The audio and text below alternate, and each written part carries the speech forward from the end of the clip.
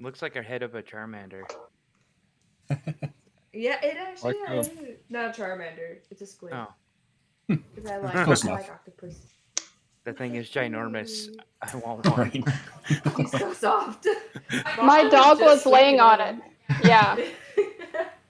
I got like a little one for my daughter that's reversible. Oh, that's so cute. Yeah. Yeah, I have too many plushies for being almost in my 30s. There's no such thing as too many plushies. I'm glad somebody can say that, so I- I will agree. I mean, my desk is covered in Dragon Ball Z, Star Wars, and rubber duckies. That's cool. Nerd. That's cool though.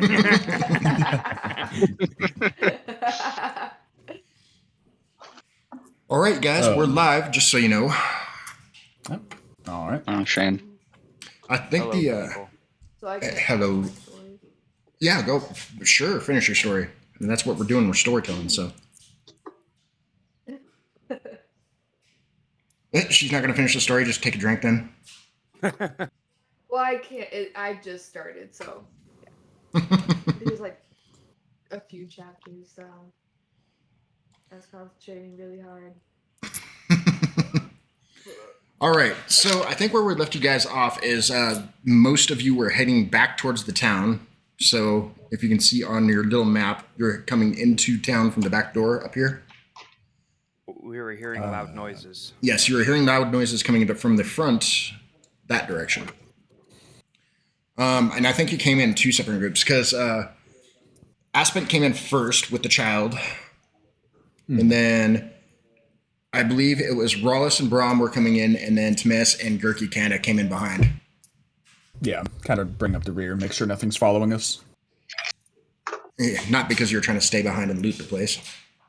No, definitely not. Okay. Looting. We got to go finish killing goblins before we can loot.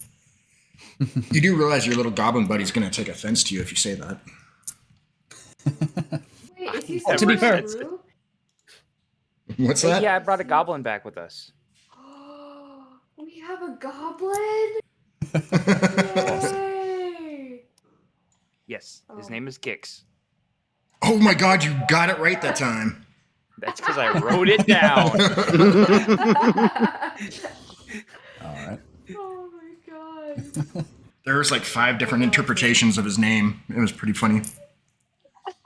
Do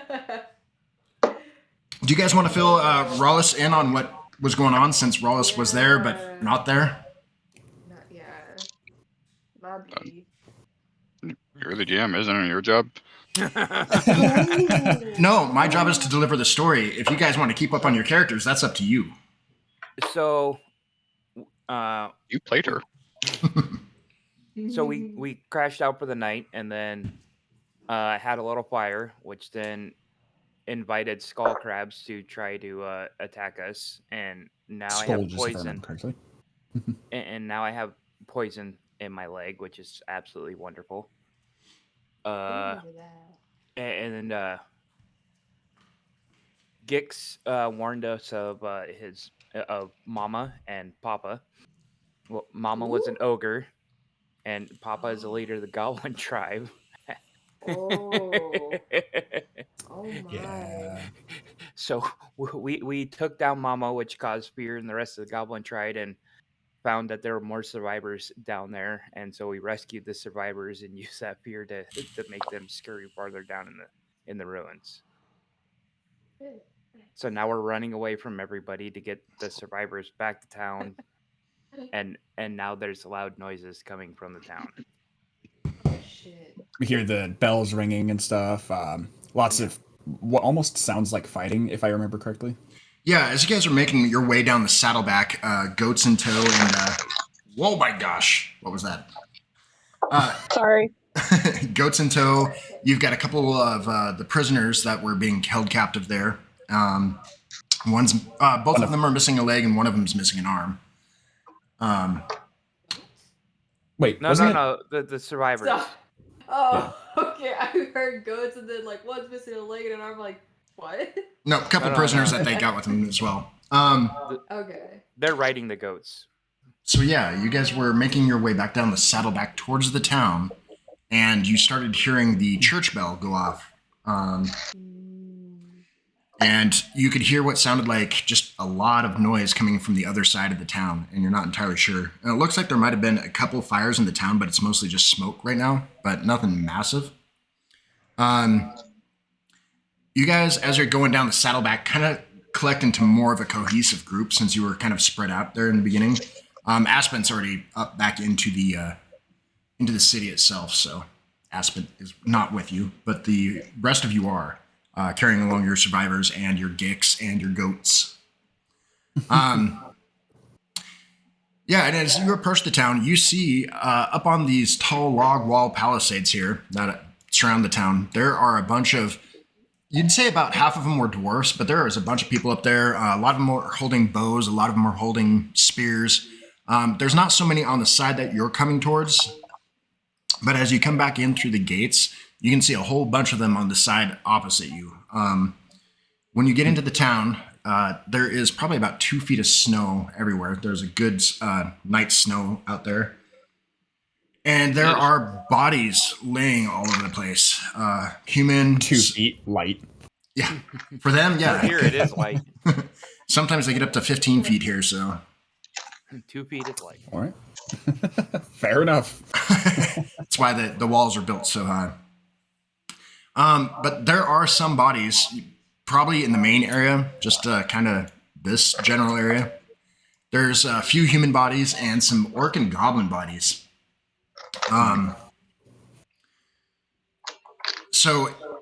you do see people kind of rushing around here and there. It looks like they're trying to rush a lot of people into the church. And yeah, is there anything that any of you want to do before we kind of get into the story of what's going on? I'm gonna throw Gix a blanket to cover up with and tell him to stick next to me. Okay, that's a good idea. 1 second, guys. I will be right back. All right. You like your new little goblin son? Yeah, something like that. More of a goblin slave? No. Right? Because you don't. Okay, never mind. I'm not gonna get into that. He's gonna be my little buddy. Yes. You're gonna be my friend whether you like it or not. Exactly. Forced friendship is the best friendship. Tightly wrap him in that blanket. Just make sure he doesn't move. Just swaddle him and carry him around. I'm talking about Gix. We'll make you like one of Yeah. those Yeah. little like the little baby holders where you can put them on your back. He'll walk everywhere with you. Wow. And... We're talking about how forced friendship is the best friendship. Did you ever see what was it, Mad Max Beyond Thunderdome or whatever that was? Yes. Yes, I was I just have thinking that about that. movie. We'll cast enlarge on the barbarian and put Gix on his back, and Yes. Oh Rawless will be a mobile fortress for Gix. That would be pretty damn funny. If he grows his horns back, he could just hold on to them. Exactly. Be like a Harley. Oh my! Wallace is doing the noise too. He's like. All right, so you guys get into the town. There are some familiar faces going out and about. Did you guys decide if there's anything that you wanted to do kind of in this commotion in the immediate? Because otherwise we're going to get into it. So if there's anything you want to do beforehand. Just kind of taking in the situation. How long does it take to traverse down the side there, back to town? Going down takes about an hour. Would you consider walking a light activity? Not in snow. No, unfortunately not. Shoot. And here I was hoping for a spell slot back. All right. Yeah, no, I'm just going to kind of be taking in the scene, see what's going on, try to discern. I mean, as far as the bodies look, obviously some fighting going on. But Yeah. There has been. And actually, Gurky and Tim, you recognize somebody that's kind of covered in blood, but you remember before you left, there was a woman that was getting married the next day, and they were talking about the marriage that was going to happen in town. Well, you see the bride, and in typical barbarian fashion, the bride's dress is not what we would think of as a bride's dress, but it is really bleached, pale, thin leather that she's wearing. So she kind of looks like a chieftainess, or however you want to call that. She is covered in blood, however, and she has an eye patch over one eye and a giant sword in her hand. And she seems to be trying to rally some of the townspeople in her wedding dress. Didn't have an eye patch before, correct? Correct. Okay. Good to know. So you see her out and about. You also see who you've been told was the town mayor, who is a giant of a man. His name is Dow Gaiden. You've never been formally introduced, but he kind of looks like a bear. Like his dad might have been a bear and his mom might have been a boulder. You're not entirely sure. A very large guy. None of it chub either. Here, actually, I can pull that up for you real quick. Yeah. Let's see. I'll probably have to blow these up, but that's okay. Can you guys see that? Yeah. Okay. So that's Dow Gaiden. He's the mayor of the town. He's also kind of a merchant. And like I said, he's just a big brute of a man. He's got a great hammer strapped across his back, and he's going around. You can see him trying to reassure some of the townsfolk and everything. Pointing orders and barking orders here and there. Another person that you see is this guy. Let's go ahead and blow him up as well. Maybe a large man, but he looks very gentle. Right. This guy is all over the town too, and he's actually dressed in almost very formal plate armor. He's got a lot of scars, not a lot of which are visible, but whenever you can see his hands, they're just covered in scars.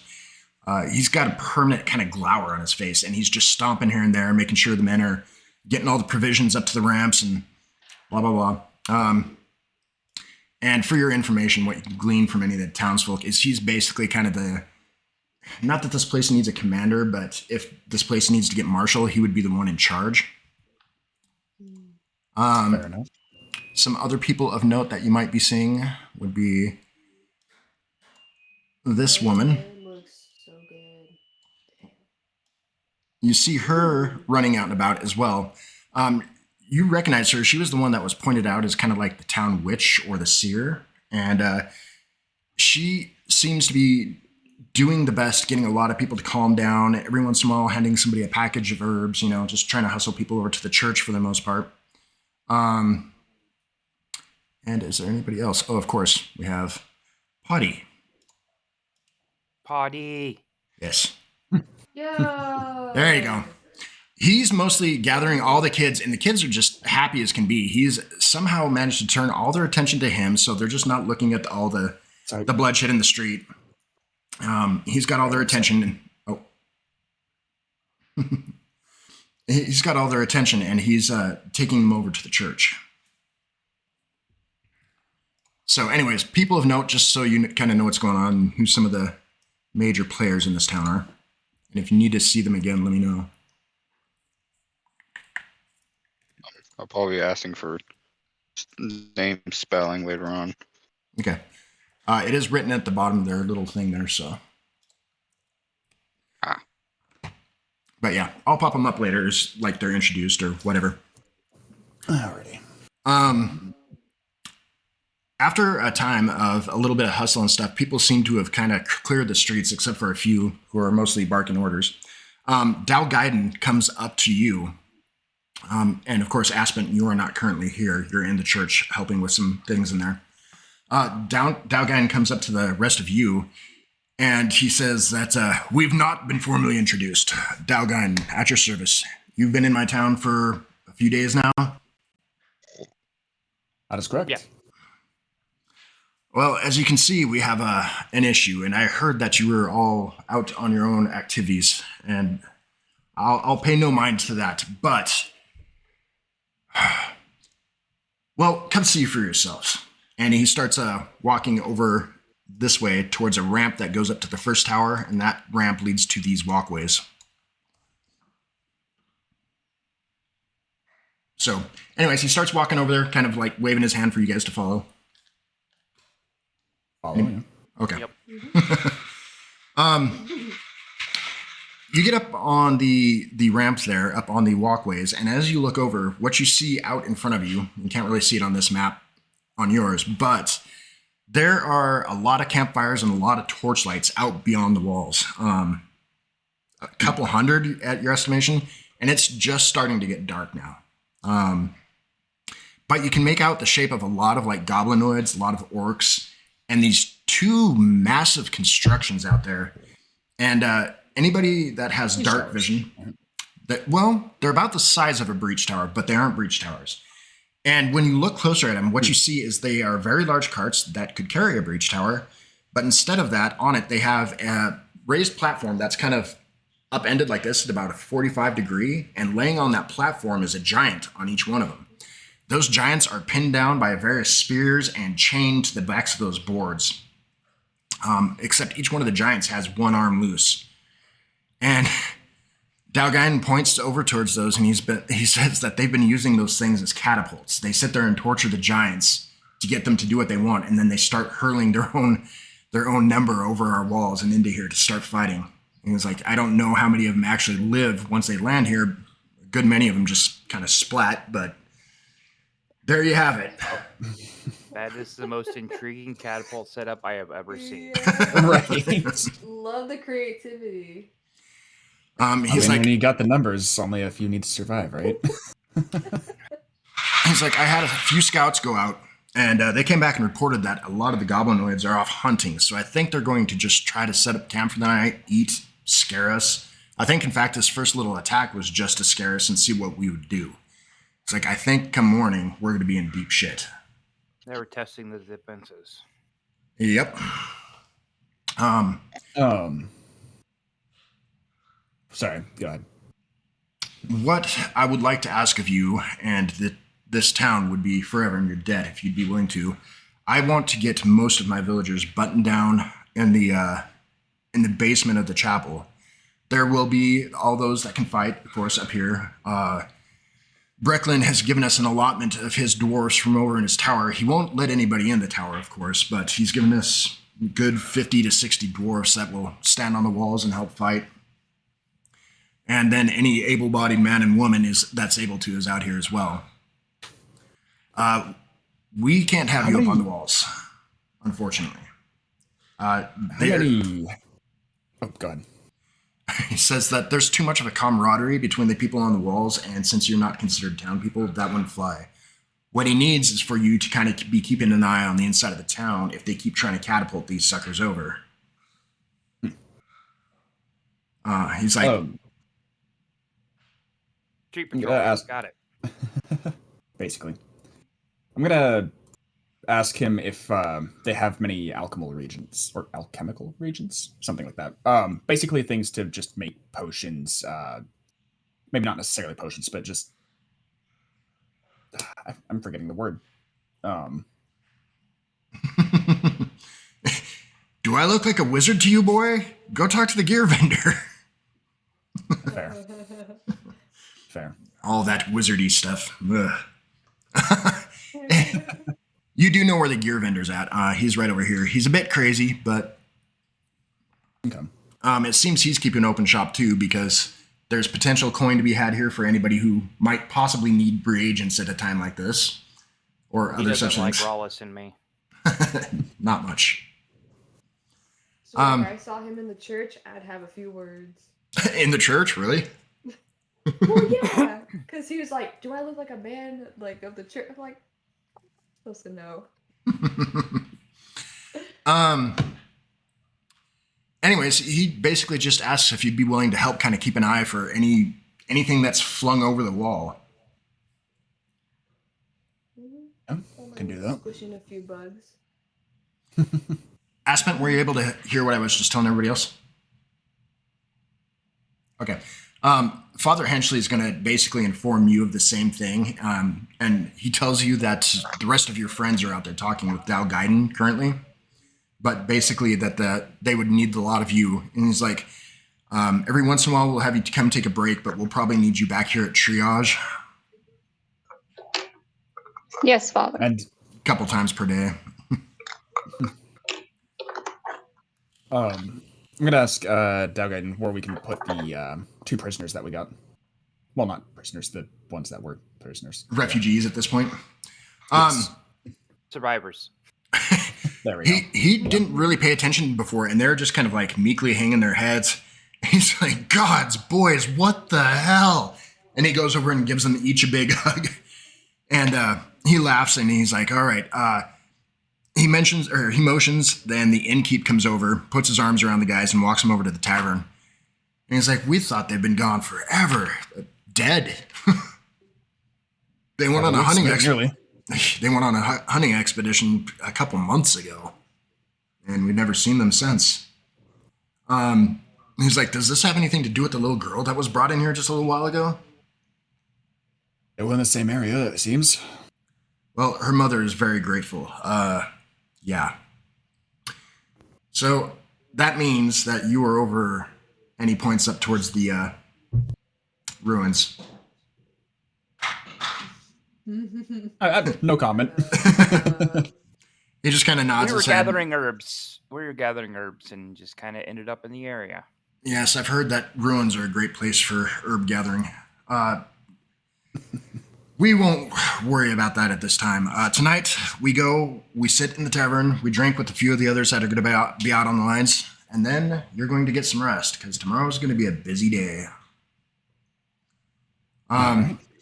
He claps all of you on the back one at a time, and says, "I'll meet you in the tavern." He's like, if you have some time to kill, go ahead and do whatever you have to do, but we'll be in there for up until at least about midnight. He's like, "I've already assembled a watch for the night. They'll sound the horns if anything happens, so..."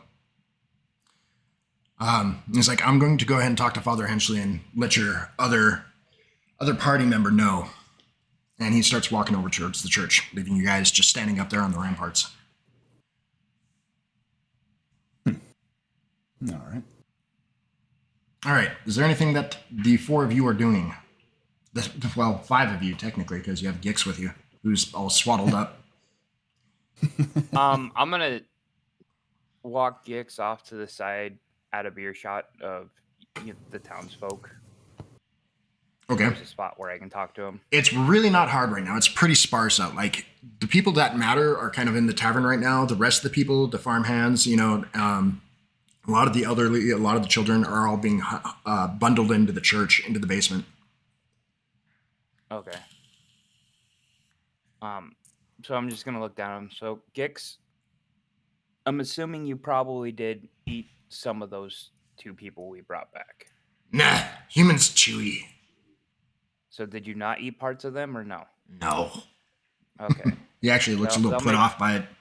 That'll make things a little easier on us here then, because since your brethren did feast off of them, things are going to be a little hairy with you right now. The fact that there's more of your kind outside these gates is going to make things really tough on you right now. Nah. So I need you to stick around me. Keep yourself obscured for now. And we'll work you in eventually to these people. But as long as you stick with us, don't harm these people, and help as you can, there will be plenty of food for you. He grins at that. He's kind of got his head downcast, but you can definitely see the grin creep up the side of his cheeks. He's kind of holding on to 2 of the upright poles coming up from the fence and just staring down into the camp below. And you can see like his brows drawing down. He's getting angry about something. What's bothering you, Gix? Not bother. And he just kind of walks away. Well, let's go get some food. Yes. All right. Aspen, Dalgaiden had come in and talked to you and Father Henchley, and he mentioned to you that everybody's going to be meeting up in the tavern for a little bit and then getting some rest for the evening. So if you wanted to meet with your friends, now would be the time, and then it would be time for a rest. Okay. Tim and Gurky, you guys have a room in the inn, and the rest of them have a room over in the church. So, Gotcha. but anyways, so yeah, You guys have about an hour to kill before you have to be in the tavern. I'm sure taking a goblin into the church will be rather interesting. It's amazing what you can get away with in times of war, though. So, Right. Mm-hmm. I'm gonna head over to either the seer or the gear shop, whichever would have potential reagents for me to use. okay. We'll say that you stop by the gear shop momentarily, but he is going to motion you off over to Mother Constella. And Mother Constella is that one I showed you earlier with the white hair. Yeah, I was gonna say I need to chase her down too before I forget again. Okay. My leg is probably still bugging me. This is her hut here. When you guys are both of you approaching at the same time? More or less. Okay. When you guys get over there, she has her large hide. It's not a door. It's more of a tent flap, but it's a large hide tent flap open. And there's the smell of sage smoke pouring out of there. You can see lots of herbs hanging to be dried. All sorts of exotic materials that she has collected over the years. And currently she seems to have an upside down deer skull that's been hollowed out. And she's using it as a mixing bowl and making some sort of concoction. The tent flaps open, and she kind of notices you off, and she's like, "Hurry, just get in here." All right. What do you need? I motion for shoot. What's your character's name? Oogie. Brom. Brom. Okay. I'm still trying to remember who's who. I just motioned for Brom to speak first. Oh, old mother, I got stung by a scalder. She looks up from the deer head, looks over at you, looks down.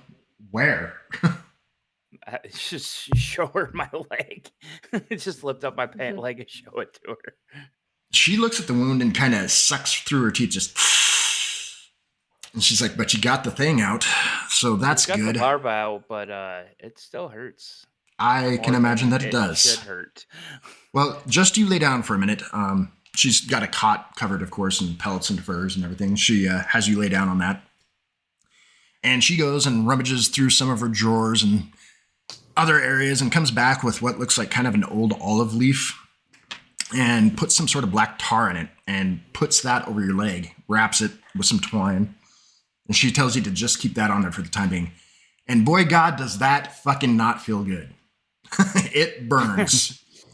And after the burning goes away, it starts to itch.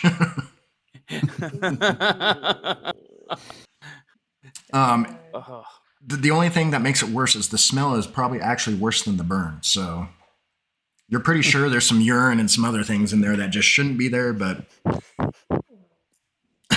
Clenching my teeth and not scratch the shit out of my leg. And she chaps you kind of like right between the collarbones, like right on your chest. She's like, I recognize a fellow with a leaf. What brings you out here? Just following the stars, getting captured. Star Wonder. Gotcha. Yeah. You see her kind of like reach over and she has an astrolabe behind her, kind of a globe that tracks the stars. And she kind of spins that real briefly and like just gets a glint in her eye. I'm sure we'll talk later. Tim, what is it that you're doing? When she's done, or at least when there's a break in the conversation, I'm just gonna ask her if she has any ingredients that could help the guards and whatnot as far as crowd control goes. Any explosives or things that can kind of deny an area to the enemy. Well, we have managed to set up a whole bunch of traps out in front. Probably a good 50 or 60 traps that are set up out front. We do have some exploding oil pots, but not much.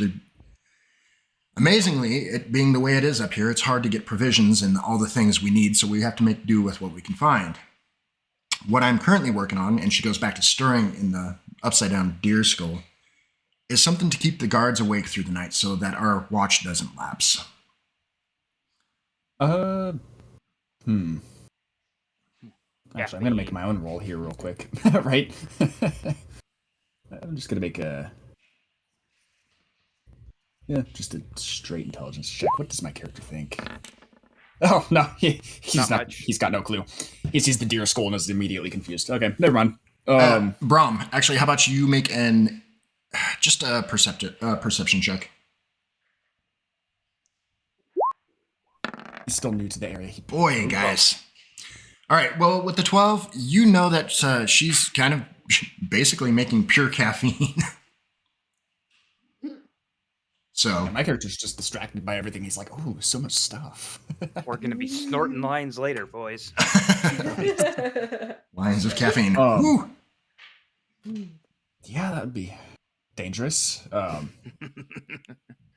Not as dangerous as orcs flying over the walls. Yeah. Too much caffeine, you start frothing at the mouth. Gurky, what are you doing? Probably went with to try and find a healing potion or something. Okay. You do see various potions lining the walls and stuff in this little hut. Actually, could I ask her if she knows any spells I might be able to write down in my book real quick? Real quick. I don't think our magics would mesh, dearie. Oh, but that's the thing. I like all magic, really. I'd have to learn it first, but I like it all. Well, I'll tell you what. The next time I take a little sojourn out into the woods, you're more than welcome to come. We'll be out there for a month, asking the spirits to commune with us, and they will tell you what they know. As far as books, books. She just kind of shakes her head. Don't you need like a straight up tome to like, so you can learn like about the spell for writing it Not down in your necessarily. book? So long as there is a spell that is basically just written down. It doesn't have to be an entire tome or anything. It's just if I see the spell or like the glyph or ward or whatever it is that they use, I can basically copy that, study it, cast it to see its effects, stuff like that. I think something like that. That would work in any sort of hermetic way, but she's not hermetic in any way. She is a druid, and so her magic doesn't come to her through spellbooks. Yeah. Well, this is wizards just learn it. They basically just study the universe and basically say, I don't care if you gifted me with magic or not, I'm using it. Yeah, basically. They look more for signs and omens and things of that nature, and if they ever tend to write anything down, it's in something called Ogum, and it's a language passed down on leaves, basically, that are arranged in a certain way. My character loves learning. He loves a good mystery, so... Are you trying something that is Are you trying to dual class druid here? No, not necessarily, but that's literally one of his traits is, what was curiosity. There's nothing I like more than a good mystery, and yeah, constantly curious. Oh, this is definitely a mystery then, because this is a whole different level of magic than you've ever seen practiced. Gurky, she notices you kind of like looking around at the potions and asks if there's any of them that she can bring down off the shelf for you.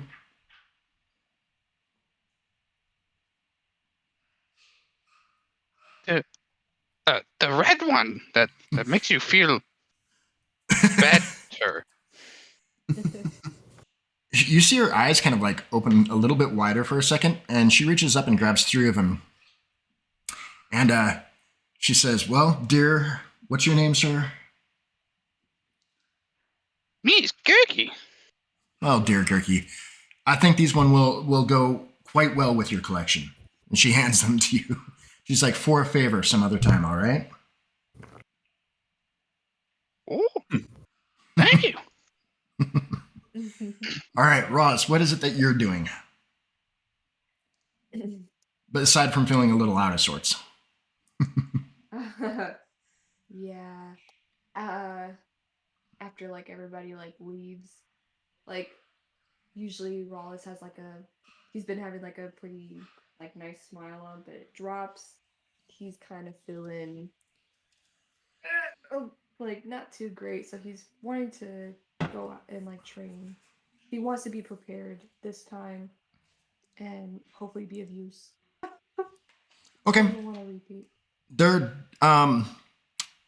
If you're looking for a place to train, there are some kind of training dummies over here by the longhouse. It looks like people have kind of used them for some archery practice here and there. It just depends on the type of training you're doing, or if you're just going out and practicing forms, that's a whole nother thing. I don't think he's gonna be too much on form right now. Were you looking into getting weapons?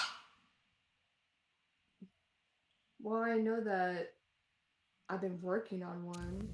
Maybe that would clear his head. Yeah, I'll go to the blacksmith. Okay. What is it that you're going to be looking for there?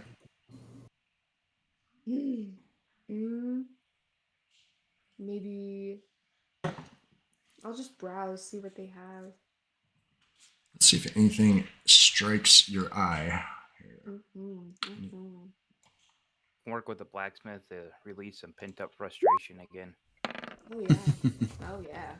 Most definitely. You get over there, and the blacksmith is working his little heart out. Doesn't seem to notice you, and just looking around at the walls, most of what you can see is just a lot of horseshoes being made and a lot of nails. A couple different locks and some large bolts. Apparently, that are going to be used to try and help bolt people's houses up tonight. Make me a perception check or an investigation check, whichever's higher. Let's see. Probably neither. Fair. Yep, nope.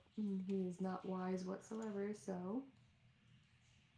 Or intelligent. Hey! All right.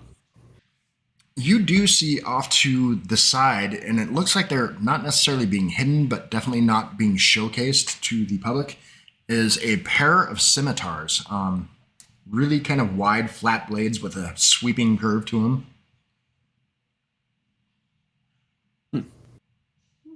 Alright. I'm gonna try and get the blacksmith's attention. Clang, clang, clang. Yeah. He notices you standing there after a little while, and he looks up and, how can I help you, sir? Hey, I saw those scimitars that you have in the back over there. Are they possibly for sale? Possibly. I don't know how your eye caught sight of that. Are you gifted with the ability of sword at all? I'm gifted with a blade. He's like, I don't just hand these out to farmers. Oh, do I look like a farmer? I don't know what you look like.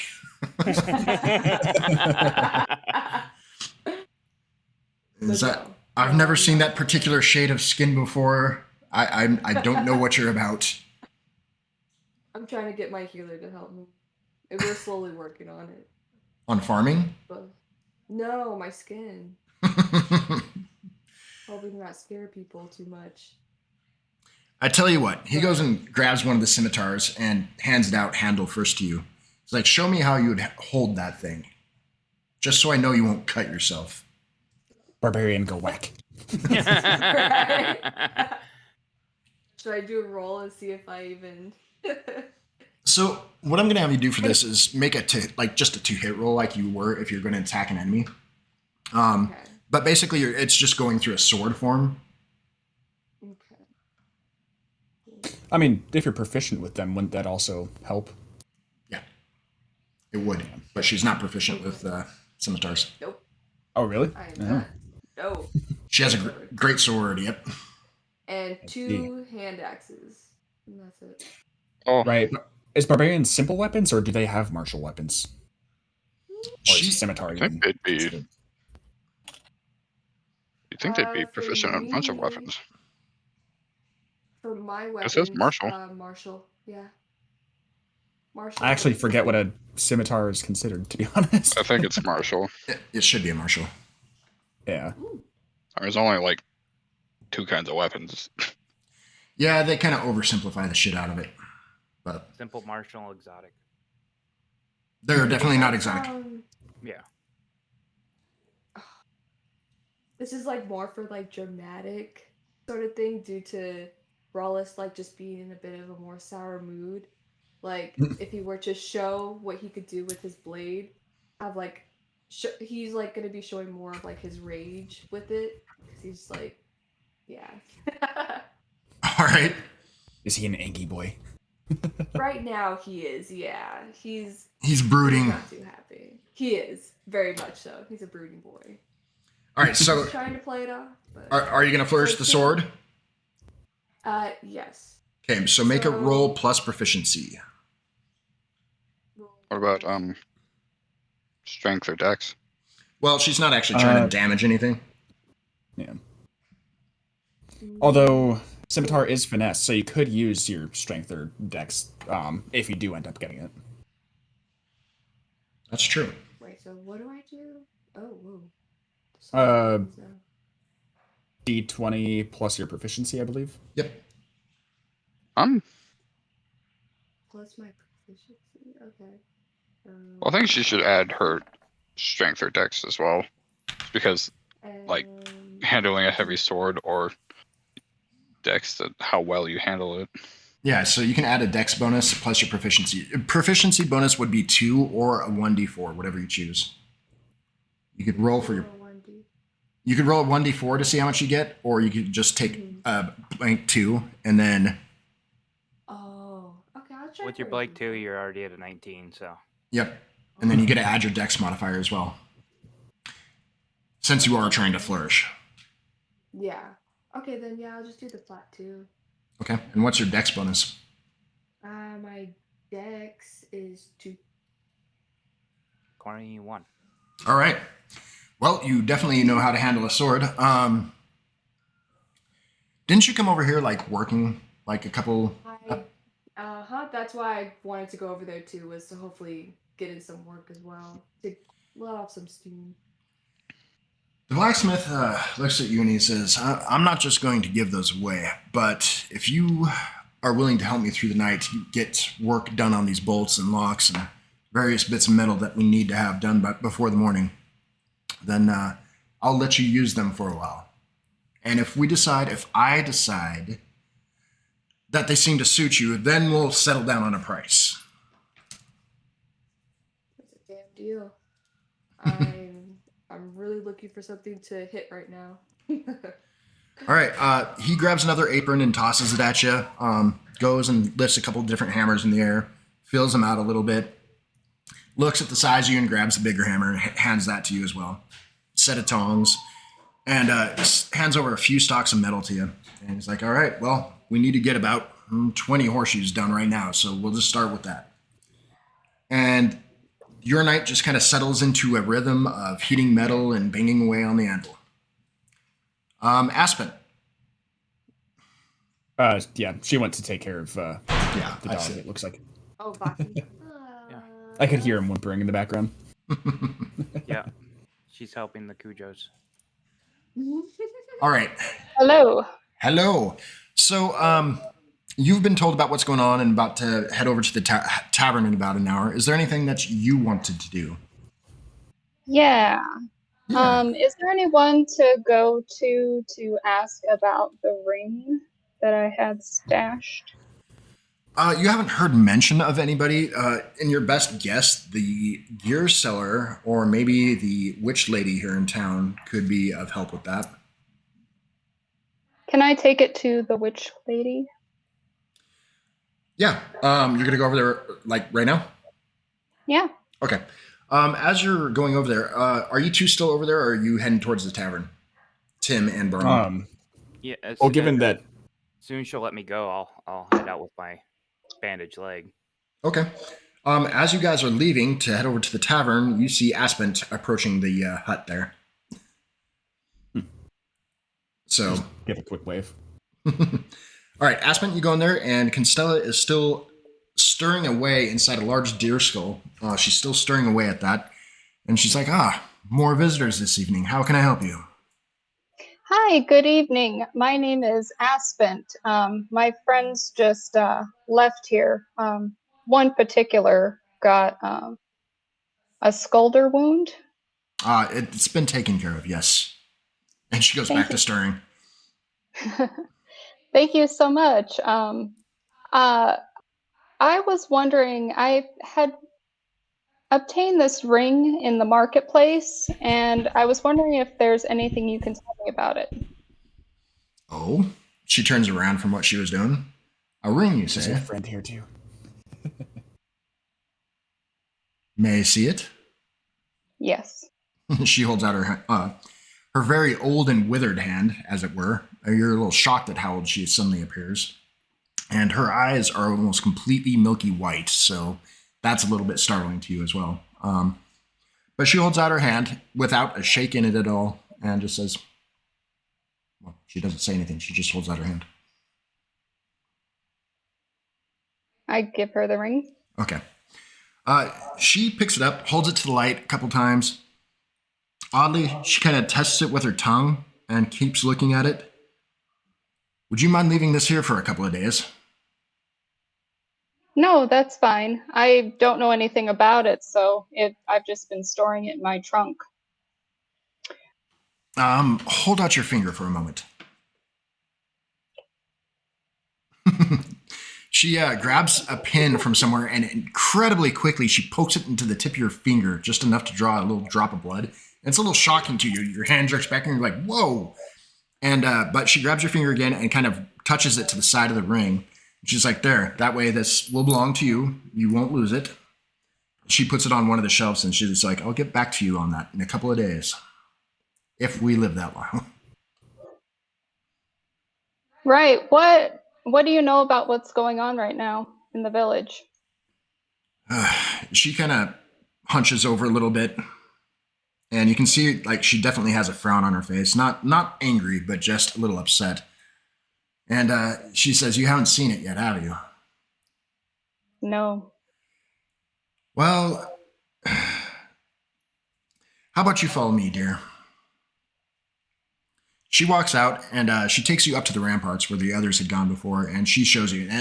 At this point in time, the sun is almost completely set, so most of what you're seeing is silhouettes. But you see a very large encampment of orcs and goblinoids and stuff out there all around the front gate and off into the distance down the side of the mountain. There's some tents that have been pitched, a bunch of campfires. They're being very loud and raucous, drinking a lot of ale out there, and two very large kind of machines that have been set up with some giants strapped down to them. And she explains to you that those giants have been used basically as a catapult to hurl some of their members over the walls to get into here. She believes that there, after the resources, this winter is looking to be a particularly harsh winter, and orc raiding has been common, but nothing like this before. This is really something they haven't seen before. These unprecedented times. She's like, I don't even want to know how they captured a couple of giants. And then being strapped down is a relative term. Well, to be fair, one of them has his hand pinned through his chest and it's coming out the other side of this contraption, and then they're wrapped in chains. The other one's missing a leg entirely. They're kept doped up on woad almost the entire time. Woad is like this crazy hallucinogenic. And anytime that they misbehave, they're pouring a little bit of acid into their ear canal. Oh my god. So they're keeping them somewhat complacent, but there have been a lot of casualties trying to do so. Anyways, All right, then. yeah, that's what you get an explanation of, Aspen. Hey, Rollis, you want to go make new friends? Let's go free some giants. Hell yes. Giant friends. Giant friends. Does We'll anyone grow when you here need even them. know how to talk to him? Yes. Nope, but we will Maybe. be friends. Oh, Maybe. Can I ask Constella about Yes, I do. what I could do for Grom or anyone else next time they get bit by a scolder? ooh. I'll explain that I'm a cleric and my interests are of the healing variety and things. I can see that. You and I might have a difference of ways, but I get that.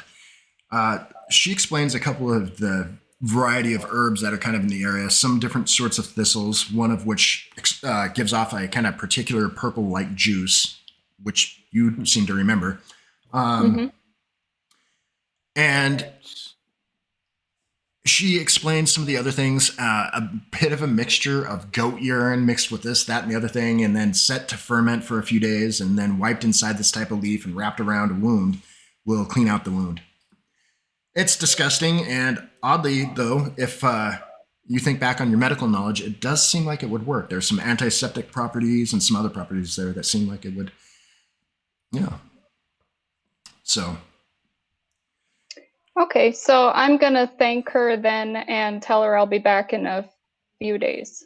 Okay. She grabs your hand and just kind of bows down and kisses your hand, and she says, "Thank you." Winks at you and walks away. Roll a perception check.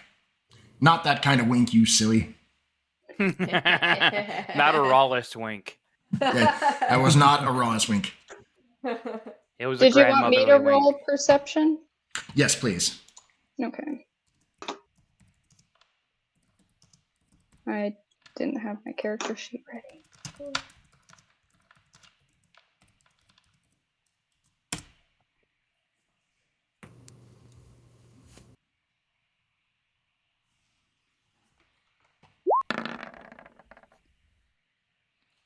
I take it the 18 was first. It was indeed. All right, so you notice that she has some unusually large kind of like canine teeth and the ones right behind it, and something about her eyes seems just a little inhuman. Not unkind, just inhuman. Okay. Rough work. So, anyways. Did somebody say half work? I would never say such things.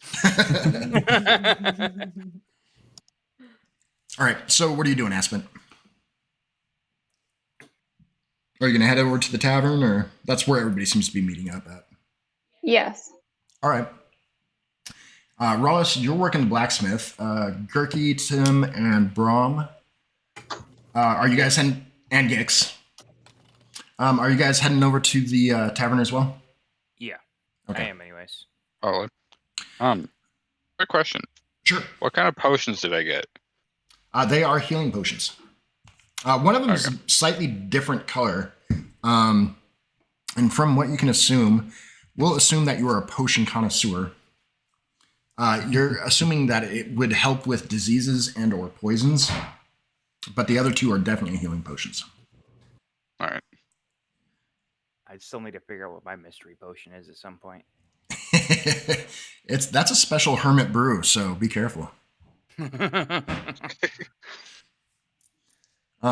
actually, See the stars. it's going to be released in the next little issue that we do, like here in the next couple of days. So, yeah. Yeah. They had an immense amount of fun with it in their game, but I'm not going to go into it because I don't want to give it away. All right, when you guys get back over to the tavern, the 4-story tavern, what was it, the Ice Faller? Ice Faller, yeah. You guys get in there, and there's a bit of a hubbub going on there. And you've got the innkeep. He's still serving out the drinks and the ale, but most people are sitting down and having very serious conversations.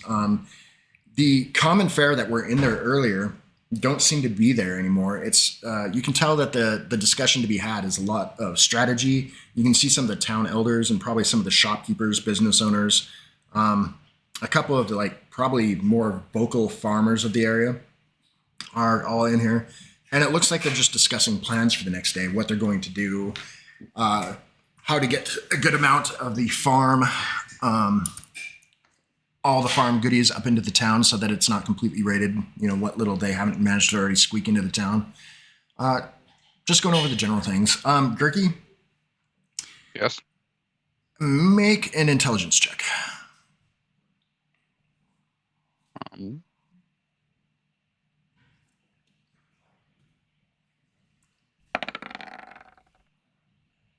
That'll work. It wasn't a hard one to make.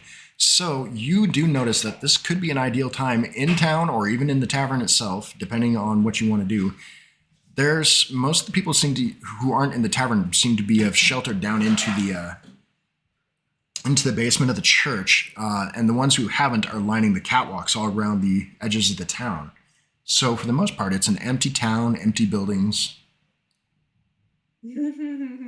Just, letting you know. Anyways, Turkey hasn't seen much interesting stuff in this town yet.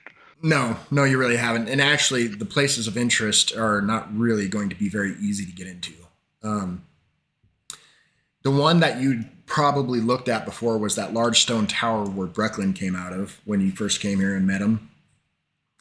That seems to hold some sort of interest for you because that thing is 5 stories tall and it's just very tall and very narrow. The church may have some goodies. It's a pretty large chapel building, kind of over there. Well, Kirky doesn't really seek out thievery. It's more like he just sees something that like interests him and just kind of wants it. Opportunistic thief. I can't speak. Impulsive. Impulsive thieving. Yeah. Don't go into Target. All right.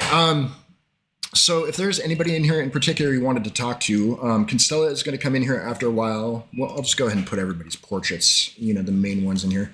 Dashar is in here as well, the one that acts as kind of the guard captain. He's talking with a group of soldiers, probably some people that are officers of a nature. Of course, Dalgaiden is in here. And I don't have the innkeep drawn up yet. I'm sorry, guys. I'll have that done soon. Dare you? Right? If there's a corner table, I'm gonna take Gix over to the corner table. Okay.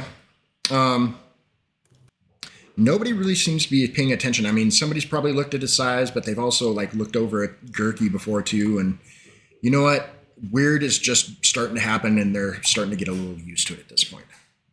I mean, they only have an ogre that lives in their town. So yeah, exactly.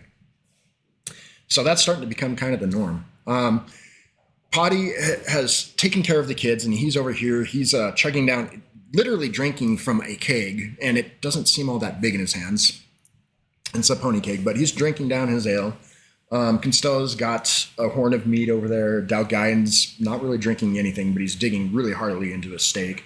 And Dashar seems to just be too wrapped up with his officers talking about the next day's actions. Excuse me. So, is there anything in particular in here you wanted to do? Horns of the Bowl? No. Anyone? I'm just gonna get Gix and me some food. I'm not risking that again. You could challenge Rawless. I did it once. I won. I'm not doing it again because I will fail epically. I will get nat ones on every roll. Well, as of this point right now, the barbarians are the losers of this challenge, while the casters are the winners. I'm just surprised I did. I'm a wizard. Why did I get that? Icon for concentration spells. Right. 14, but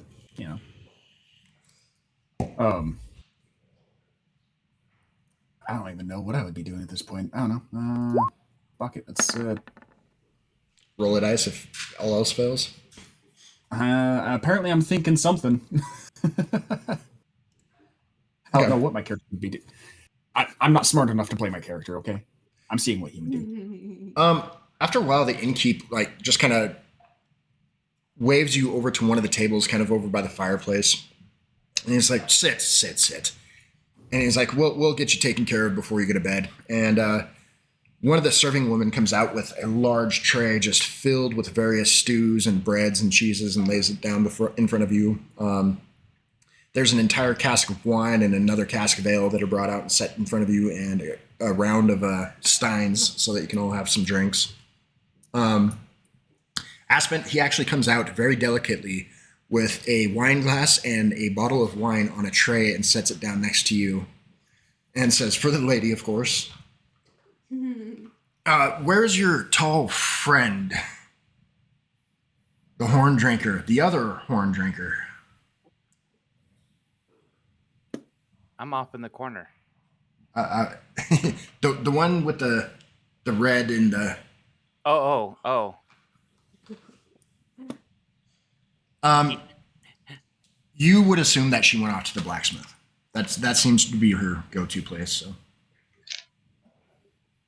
but he waves that aside and he's like, "Just eat, drink, have a good time. If you have any questions, these are the people that are in here that you need to talk to. If not, if you get tired, go to sleep. We'll be waking you up in the morning."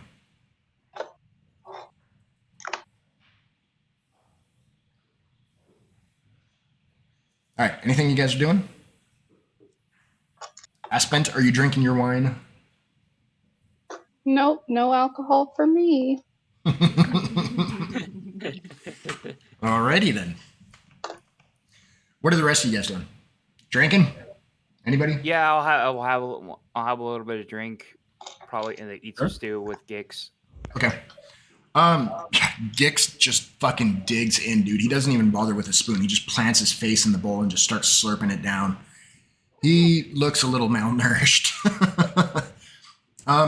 Nobody really seems to care. Nobody's staring at him or anything like that. So, Okay. I mean, you've come in here with 2 short humanoids, so they're at this point they're just not really paying attention anymore. Ross, you still banging away? You've gone through the horseshoes. In fact, you started working on some knives, some ferrying knives. You've worked even on a couple of crowbars earlier. Your arms are starting to get pretty tired, and it looks like the blacksmith's about to call it a night. So, All right, then Rawless is gonna just take off his apron, give the blacksmith back the hammer, and thank him for the distraction. You gotta go into rage and then pound out like 10 more horseshoes.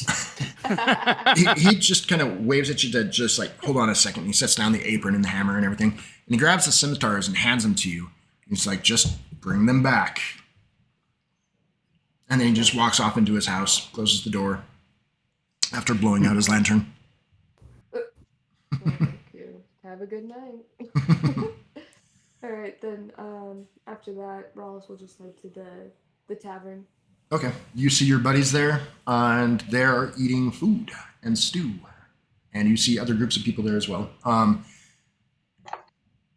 Yeah, it's a little odd. There are 2 lesser humanoids sitting at the table. One of them is heartily gulping away at probably his 3rd bowl of stew, and probably at least 3 loaves of bread. You're not entirely sure. Gurky, what is it that you're doing? Happily munching on some food. All right, so the little ones are just digging the fuck in. Yeah. Drinking some ale, wincing at the flavor, but it doesn't stop him. It's the fizzy drink, the Bernie drink. All right, you guys, after a while, are all well fed, satiated, and tired. It has been a long few days. You slept in a damn dungeon. Well, most of you have slept in a dungeon. Right.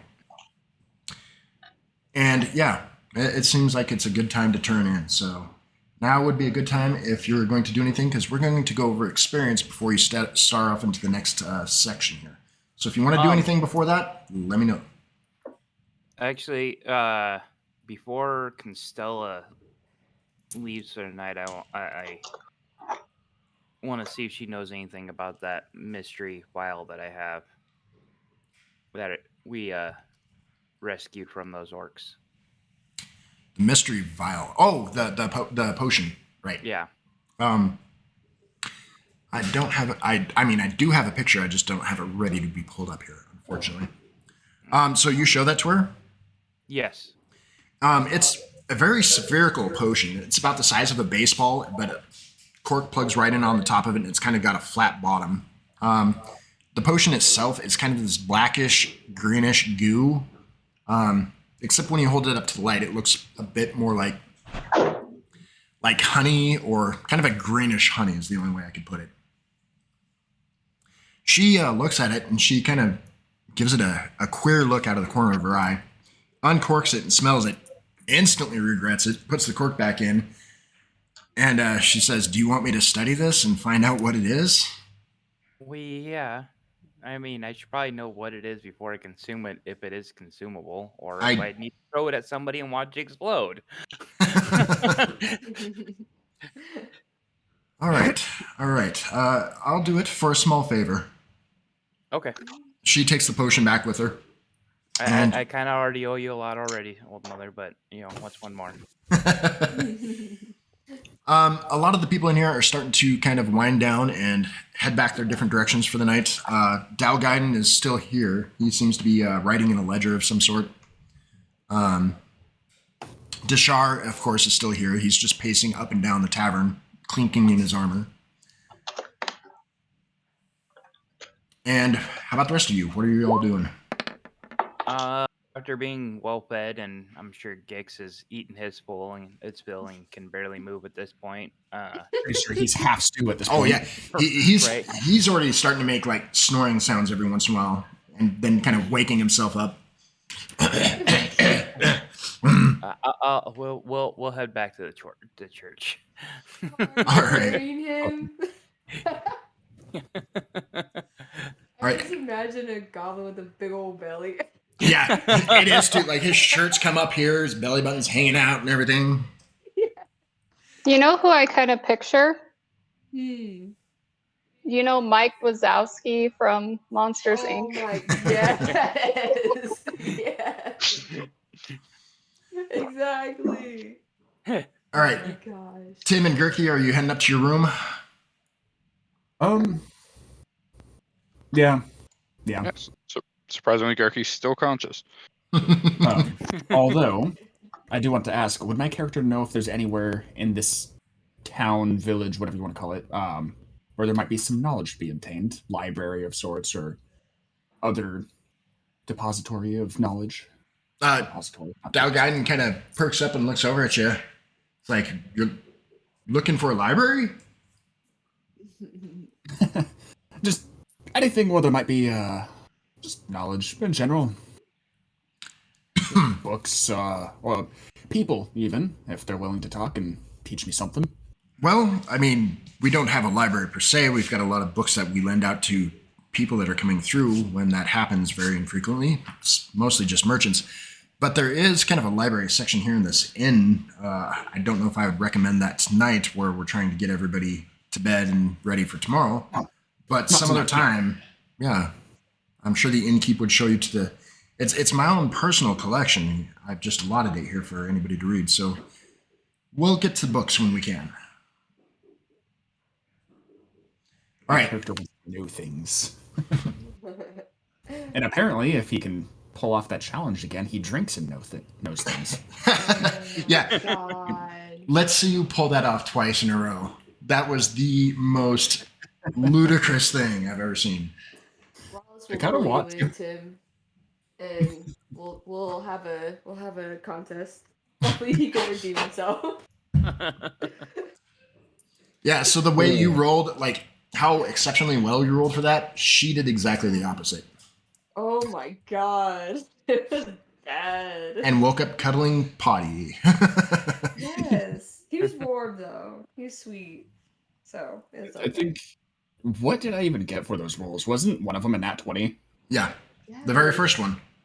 Yeah. God. And I think I got like a 17 or an 18 afterwards or something. Yeah. Yeah. It was stupid. Great. It was crazy. God. All right, so if there's anything else you guys would like to do, let me know now. Otherwise, you're going to bed to get ready so that way you can actually have a long rest before tomorrow. No, Yes. I mean, the most strenuous thing I'm gonna do is probably just wash some of the road dirt off. So Fair enough. Wallace wants to go out and try out his new swords real quick. Okay, I'm going to tell you now, if you go out and spend any amount of time that would allow you to get kind of acquainted with them, you won't be able to get a full long rest for the night. So, Like a sword's a sword. You probably know how to use it. Well, not two though. That's the thing. yeah, she's going to start practicing into a ambidexterity and dual wielding, or two sword, whatever that's called. Yeah. dual wielding. As a barbarian. As a barbarian. As a barbarian. Hell yes. I want two weapons. All right then. Well,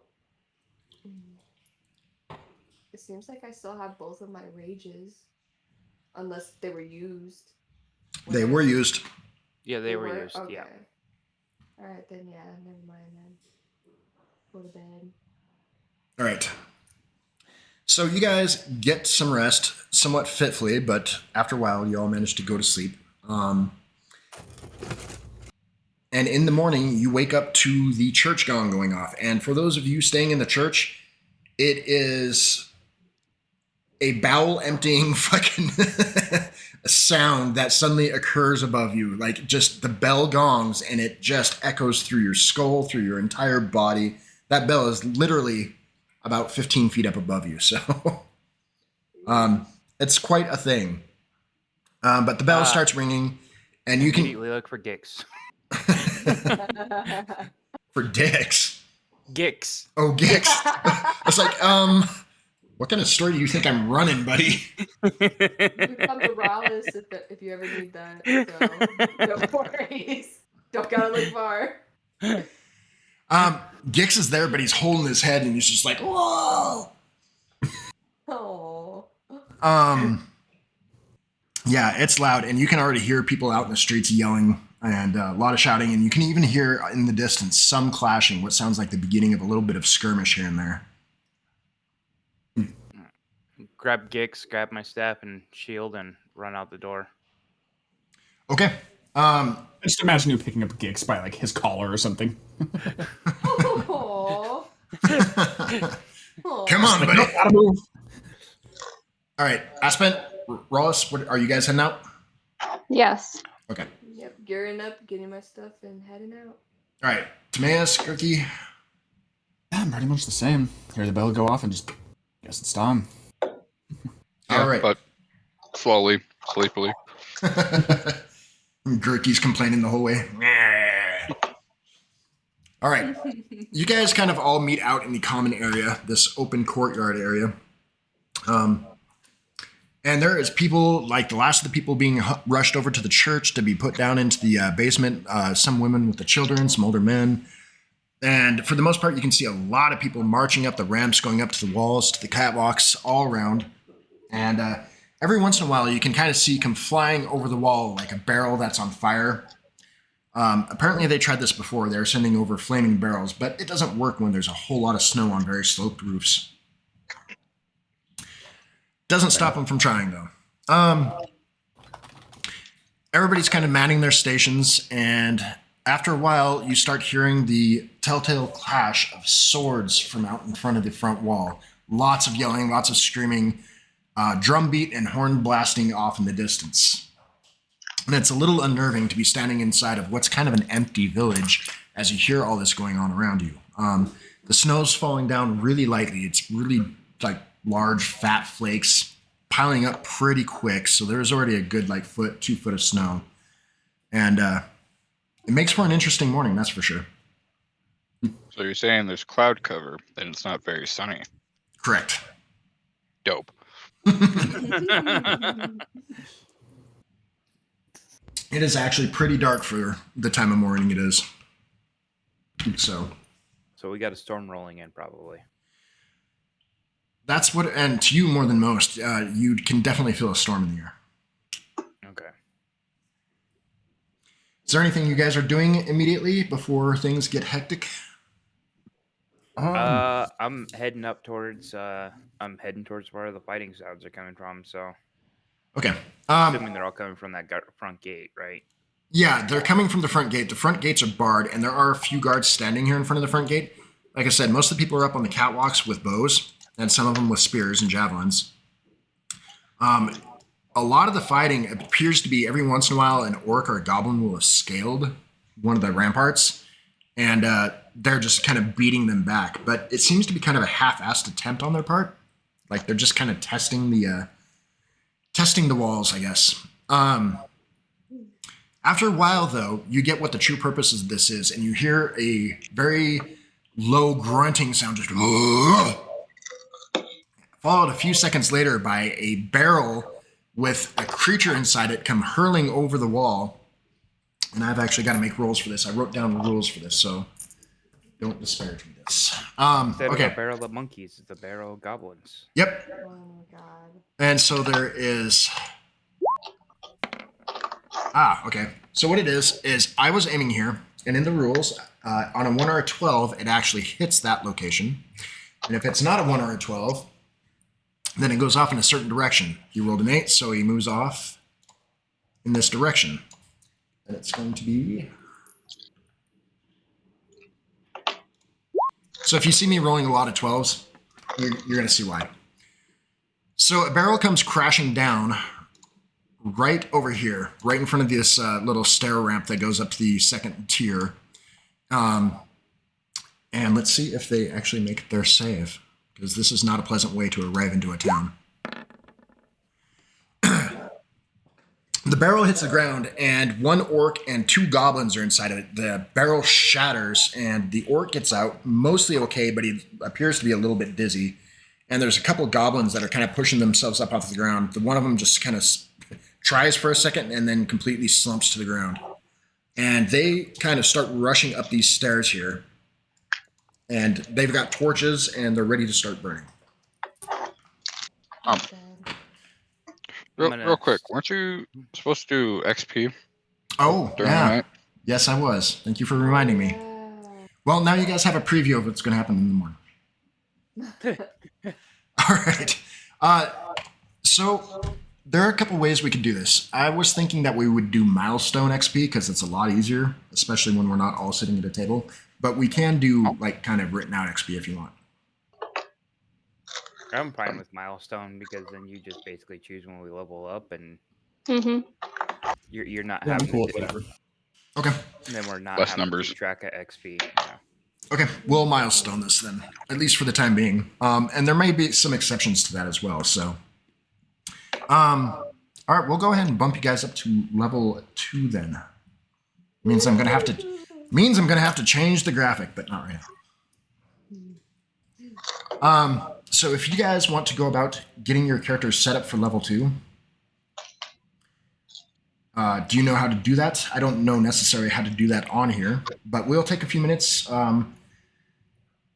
You go to the cog, go all the way down, and then click launch level plus character mancer, and that will level you up. But if you want to do feats and all that, that's a different ball game that I still don't understand. Okay. Well, you can only take a feat when you get an ability score improvement, which is level 4 for the first one. Okay. Well, at least you guys know that I don't know anything about it. So when that comes, Just a heads up too for leveling up and spells and stuff. One thing I totally forgot that roll20 allows you to do is if you go to the compendium on the sidebar here, it's the information icon at the top right. You can actually search up like spells, weapons, stuff like that, and click and drag it onto your character sheet, and it'll autofill all the information for you. Oh. Yeah, totally forgot about that feature last time we were playing, and we were struggling forever manually entering everything. Hold on. So if you go to the character sheet and go where? For leveling up or for the compendium? For the compendium. Oh, that's not the character sheet. That's just on the sidebar there that you can pull out, like where the chat is. Oh, shit. My bad. I don't know what happened. So the compendium is going to be the third icon, I believe. It's the little eye, the information icon. Oh, well, that's damn handy. Yeah, and you can just search stuff there. Now, it doesn't have everything, so like a lot of the other, I almost called them DLCs, expansions and stuff like that might not appear on there, but it does have a lot of like your basic stuff, spells, etc. Okay. So yeah. Oogie, Brahm, when you are done with your character, would you mind helping Aspent out with leveling up hers, since you're more familiar with it than the others? And Tim and Gurky, would you mind helping Rollis when you guys are done? Unless, Rollis, you think you got a handle on it? No, I don't. Okay. I'm gonna be honest. Okay. I'm gonna put myself on mute. Only circle option is circle of the land. Is that all that's appearing? It doesn't have a whole lot. Yeah. So you can always look it up on one of the D&D wikis too and copy and paste it. Oh yeah. I'll have to do some editing. Yeah, it's kind of a pain in the butt. I'm going to put myself on mute and see what I can do to help here too. Hey, it does work. That's crazy. Wow. Sorry.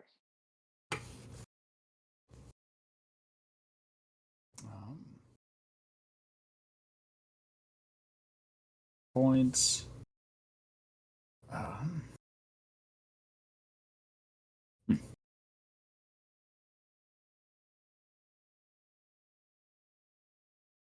Nice. That was easy enough. Only have one arcane tradition, and that's of evocation. That's annoying. all I got was cunning action, which is pretty good, honestly. Oh, it's not all you got. There's other things you get too. At level 2? No. As a rogue? Yeah. Let's see. Rogue, leveling up. Let's see. Proficiency. Well, you know, besides HP. Does that? Wow, is that really all you got? Wait, what? I mean, it's a pretty good feat, though. I mean, it is. I thought there'd be more. I guess I'm too used to spellcasters because that's pretty much all I play. Mostly because there's never a healer. I'm shocked that there is one for once, but now I'm a utility wizard instead, so I'm used to there being additional stuff. Let's see here. Speaking of, what was I looking up here? Wizard traditions.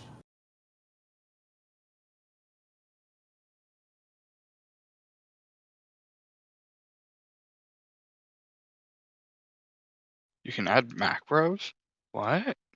Yeah. That way you can automatically like roll a set thing. So like if you don't want to have to type out one of the roll commands over and over and over again, you can just set up a command for it. Because there's in some of games where there's like exploding dice and stuff, like Shadowrun. You definitely don't want to be typing out the command to roll exploding dice. When it's 66s or something like that, and Jesus. Yeah, it gets a little difficult. All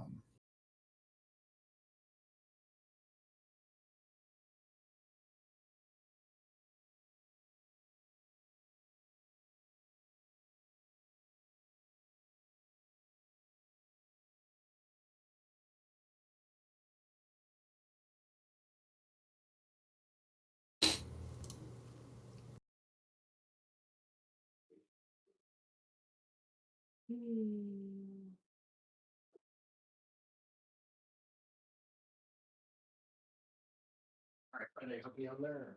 No. Okay. So one of the things that you're going to be doing is, do you know what kind of hit dice you use as a barbarian? Is it like a D10? D12. They have the most health. Well, I have no idea. Yep. Hold on.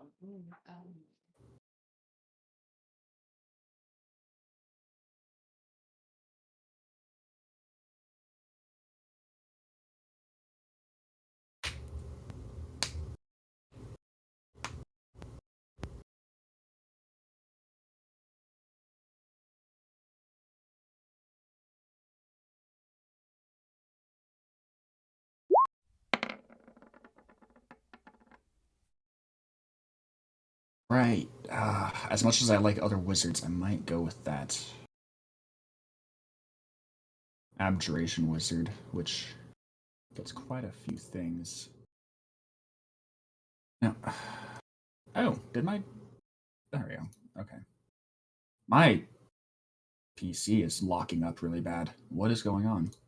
Oh, a website is spamming so many ads, it's consuming all of my RAM. That's cool. Hey, you'll be Neat. fine. What Well, I website mean, it's are you literally on? consuming all my RAM. Like, it went from about 40%, now it's at 85 from ads on a website. Oh my god.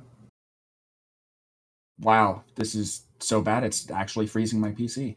I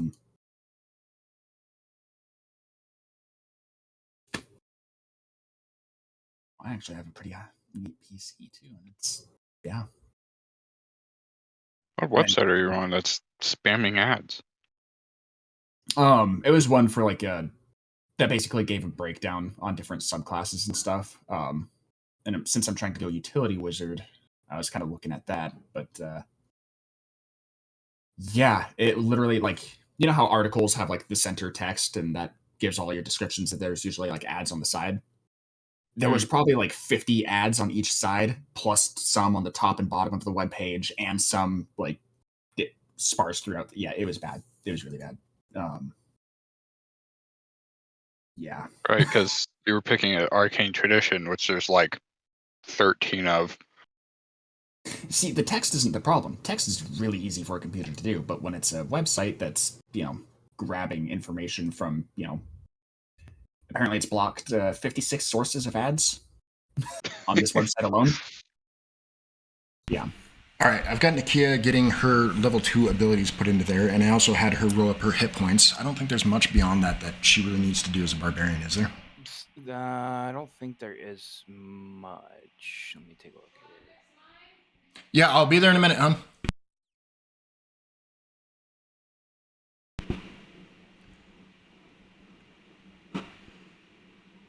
Yeah, so she gets what is it? Reckless what? Attack. Reckless attack and danger sense. Danger sense, right. So she's going to try to pull them up from the little category thing right over there and just plop them right into her character sheet. Is that working at all? I don't know if she can hear me. Doing the character thing should pull those up automatically for her. Oh, really? Is it working for you?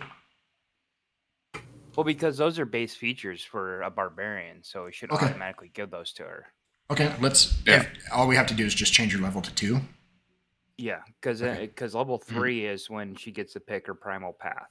Okay.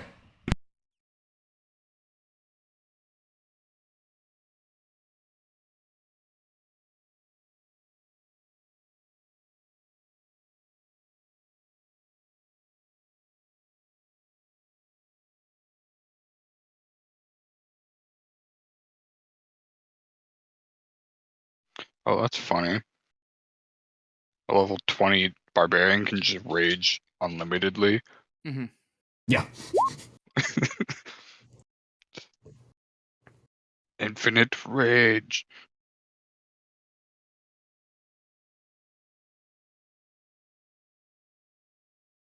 Why do you only got the one thing?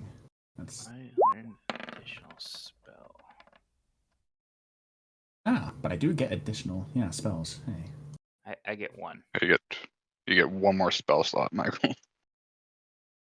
I get one more spell slot, but I get 2 additional spells. I know one additional spell and 1 additional casting. Your spells now is like your intelligence mod plus your wizard level. Well, just let's see. The amount I can have prepared is equal to like my intelligence mod plus your modifier plus level. Yeah. That's just how many I can have prepared at a given time. Yeah. As far as like knowing spells, you get a certain amount on level up. But you can also just copy spells into your spell book. So. I can know protection from good and evil. Oh, but you're allowed to just get a new spell when you level up. You don't have to find it or anything. That's the way it seems. Let's see. So second level, let's see. Yeah, I get 1 additional spell slot. Doesn't say. Let's see here. That doesn't help.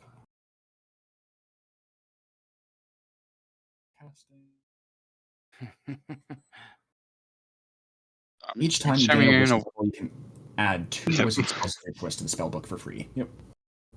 Okay. That being said, what the hell do I add?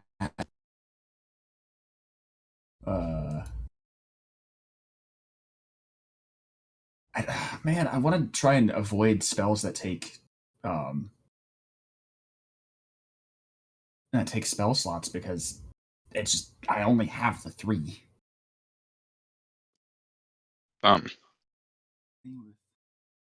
Well, these are spells you're putting in your book. Cantrips, in your head. Yeah. So, but your cantrips are separate from your known spells. Mm-hmm.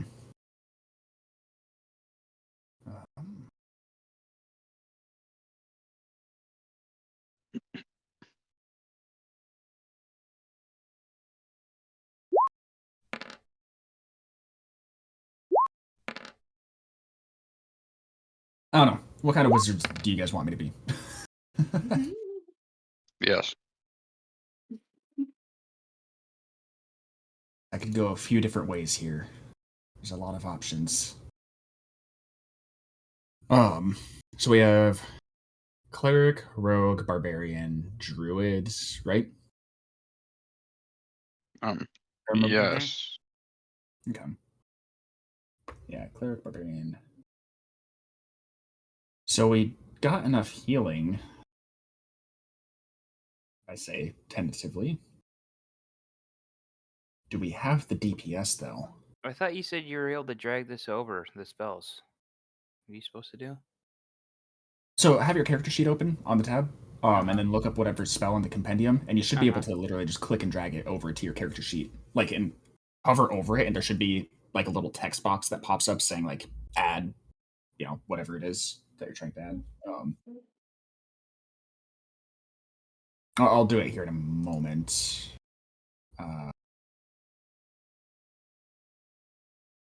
Shoot. Let's see here. Good spells, since roll20 does not have as many as I would like. Hey, Dan, Yes. how do I change the domain? Like, it's giving me life domain right now, and I want it to be Tempest. It probably doesn't have it in the compendium. Yeah. Unfortunately.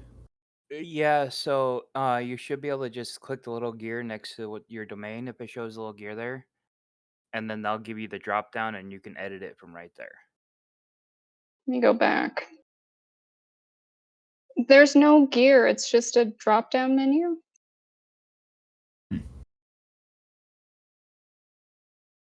Oh, here, let me see. Let me open you up real quick.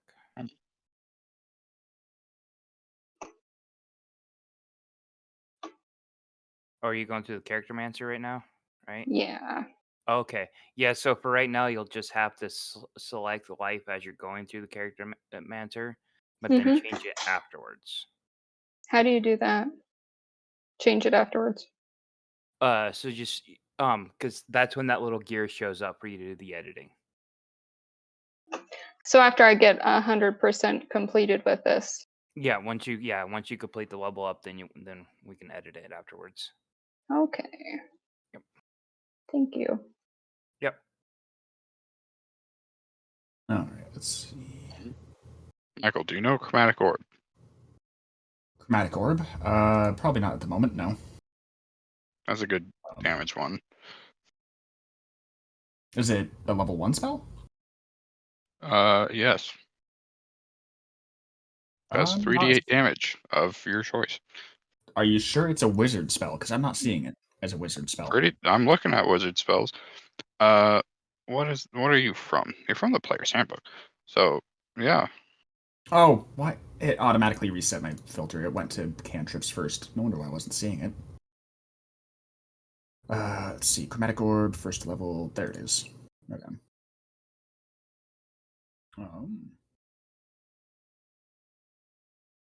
Yeah, 3D. Oh, yeah, so basically just like the catapult, but, orb. Yeah. But you also get to choose the damage type, though, too, so. Yeah. Oh, but it requires a diamond worth at least 50 gold pieces. Which doesn't get consumed, though. No, I don't think so. I think it has to mention it gets consumed. Hell, I almost have 50 gold.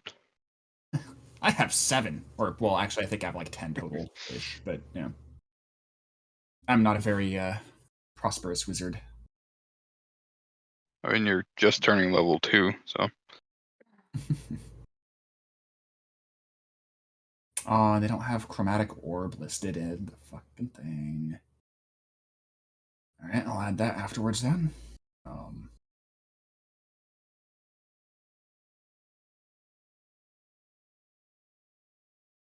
Yeah, wow. Chromatic Orb is not in the compendium. You said it was the player's handbook, right? Yeah, that's what it says. Why is it not in the compendium?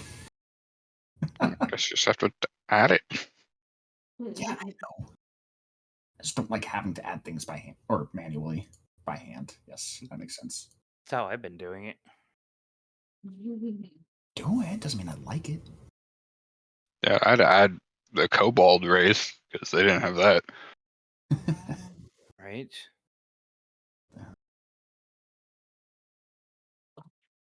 And they have several like things that they have features.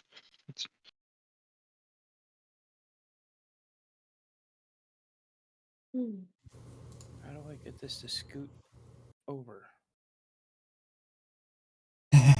I could get the grease spell. That way we could make things slip and fall and stuff and then light it on fire while it's covered in grease. Yes.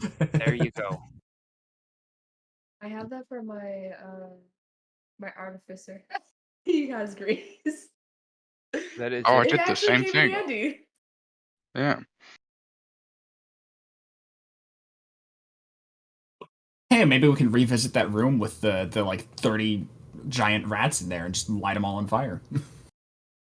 For real. if they haven't got through the door already. Fair. Ooh. Yeah, by the way, you missed that. Gurky and I here went into the dungeon you guys were in, or the ruins, I guess. And one of the first doors we checked was the one with the rat room. We went in there, checked it, and immediately we were just like, nope, ran back out. Yeah. Well, we went to the left and dealt with spiders. They went to the right and ran from rats. Oh wow. 10 rats. And they have pack tactics. And I was like, hell no. And not just normal rats, giant rats. Oh. And there was 2 of us. We're not doing that. We didn't have 2 AoEs. level 1s, a wizard and a rogue. Like, we would have died. Oh yeah, Hey, most definitely. No judgment here. It's all good. No judge. Let's see.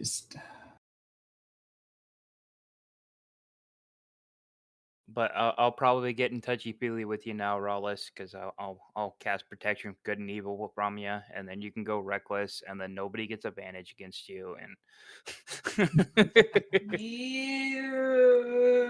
Yeah, Rawless wants to smash some goblins and looks right now. Okay. Well, I'm gonna have grease as one of the spells, but I don't know what to choose for the other. If I should go with I kind of want an abjuration one, because if I'm going abjuration wizard, am I going abjuration now? I just want to hold your little goblin buddy. He's so cute. well, you're gonna have to draw him up now, so he has a token. Yes! Oh my gosh. Okay, I will do that. Which, by the way, you two need to tell me about your characters so I can get a better image of what they look like. I honestly haven't really thought about it. All right. Yeah.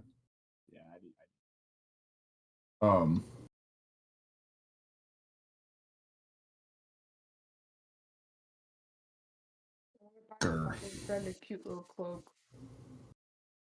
I want to bundle him up.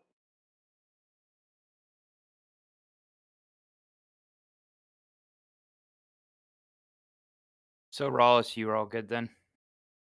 Your character's done? Okay. Got a nice boost to my health. Right.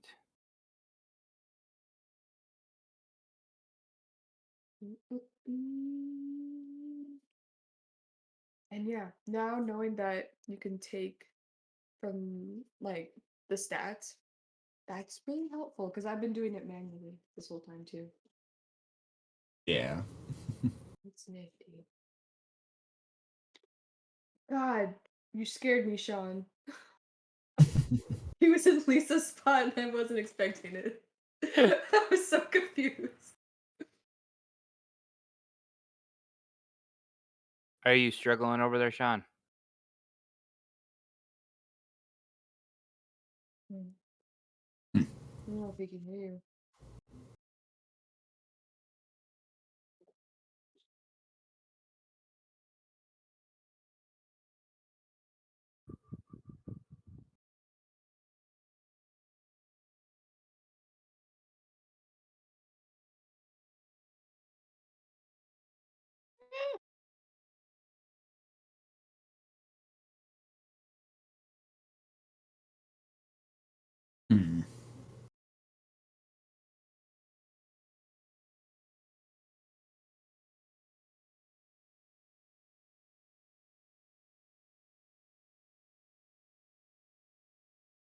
I don't know what to go with.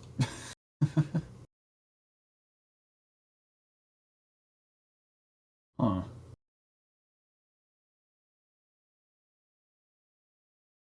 I could go as a chronergy mage. Let's see. Magically exert limited control over the flow of time around a creature. As a reaction, after you or a creature you can see within 30 feet of you makes an attack roll, ability check, or saving throw, you can force the creature to re-roll. You make this decision after you see whether the roll succeeds or fails. The target must use the result of the second roll. You can use it twice and regain it on a long rest. So if one of them crits or something on one of us and it would kill you, I could technically take it back. Actually, Right. no.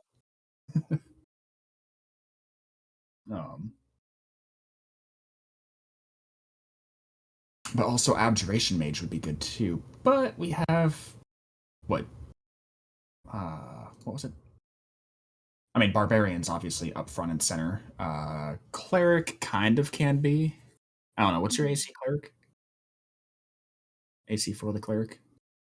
Don't know. Sean's currently sitting at that computer. Let's see. So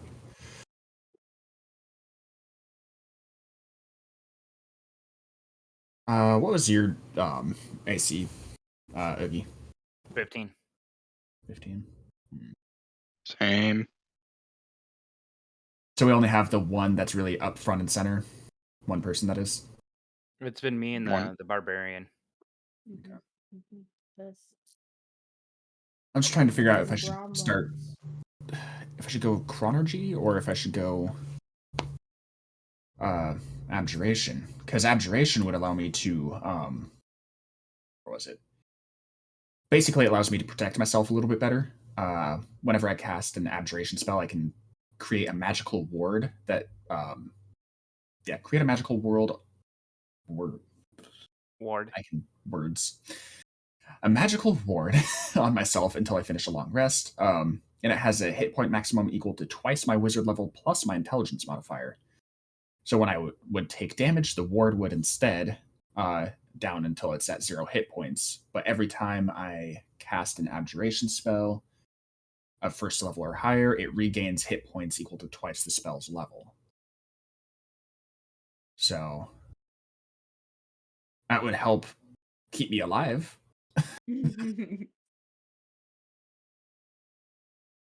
And it would also have the cost of writing spells into my spellbook too. Only abjuration spells. Fair. But the chronergy mage would actually be aberration basically just makes it sound with that kind of ability makes it sound like you're gonna go frontline with your mage at that point, with your wizard. I have a mage that I have high level, like I think 15 or so, where I basically made them a tank mage. And it's honestly very fun sounding. Because I can cast shield at will, I believe it was. Or was it 17? 17th level? So every time something attacks me, I get to add +5 to my AC. And then there's that magical ward that I was talking about just then. For temp hit points.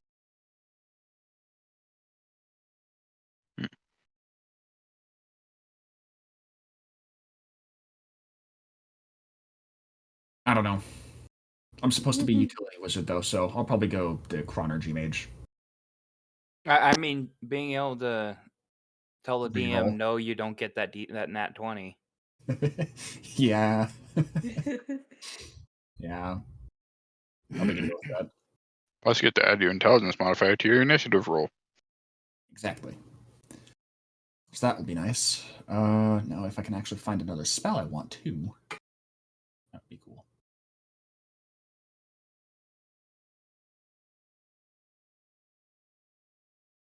Are there any that require? I never draw cool looking characters. They were so cute.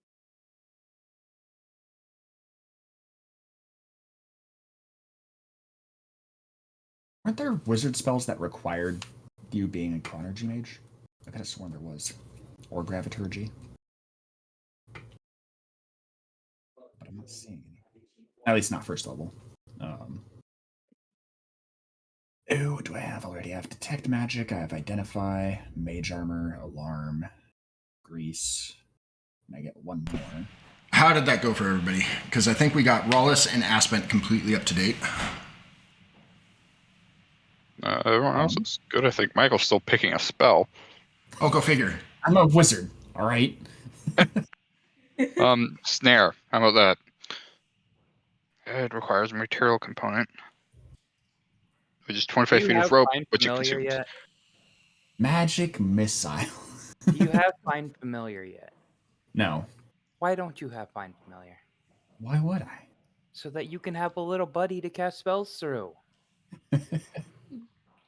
Okay, but what would I be casting through him? I have a bunch of utilities. Any And you spells gotta that require remember, touch. You have low intelligence and you're a wizard? it's an What? No. ally that if you put near an enemy, gives advantage to your other people that you fight with. Until it gets one shot. Well, Right? don't let it get one-shotted. Oh, yeah, That's what, the barbarian is for distracting for.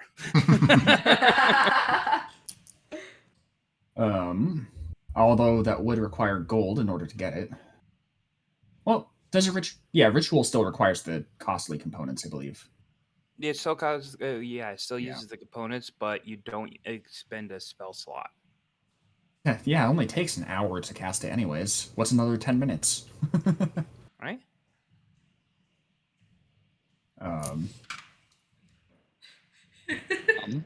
Tenshir's floating disc is always good. Or Tasha's hideous laughter. Looking at spells with touch that you can use your familiar to When you get back on there, make sure to ask them descriptions. cast. We got distort value, identify, illusory script, jump, long stride, mage armor, protection from evil and good, and snare. Most of those wouldn't really be useful because they would be used outside of combat. So. Well, if someone goes into a sticky situation, you want to protect them from evil and good, but they're way over there, you can be like, bird, touch them. Right? Oh god, I forgot Jim's magic missile was the thing.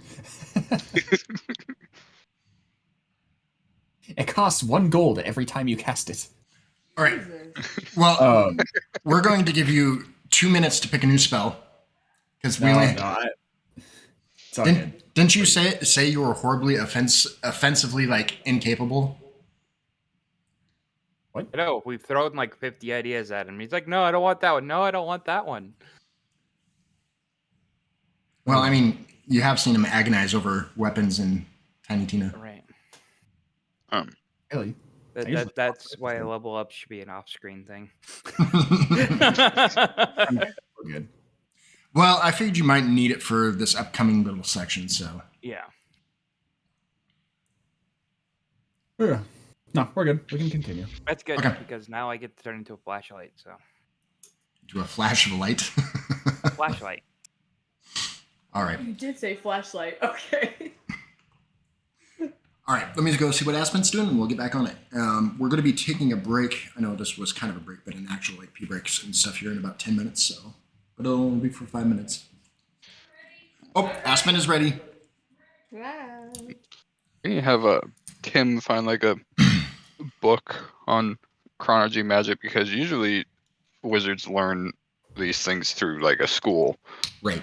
There it's called. There is a potential teacher here. We just have to get to that. Arcane tradition. That's what it's called.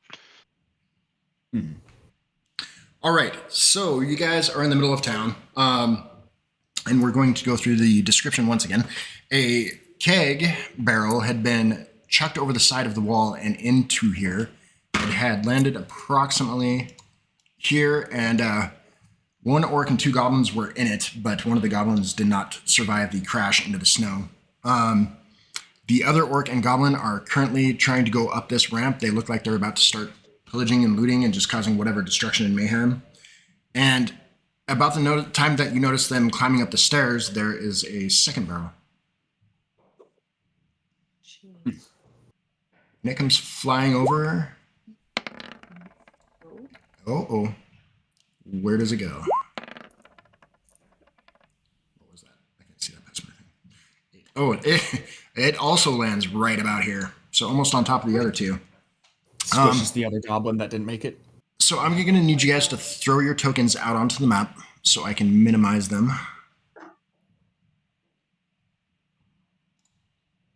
How do we do that? So Drag from the sidebar. yeah, from over on the sidebar where you usually click on your character sheet, just click on your character's name and drag it onto the page.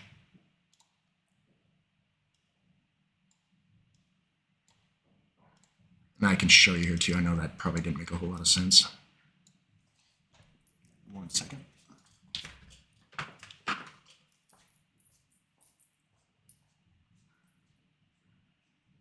I did it. Oh, you got it? Yeah.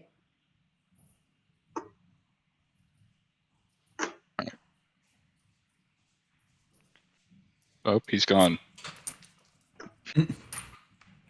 Okay, so He's back. yes, I am. Who don't we have there? Me, because I have no idea where you're talking about where to click at.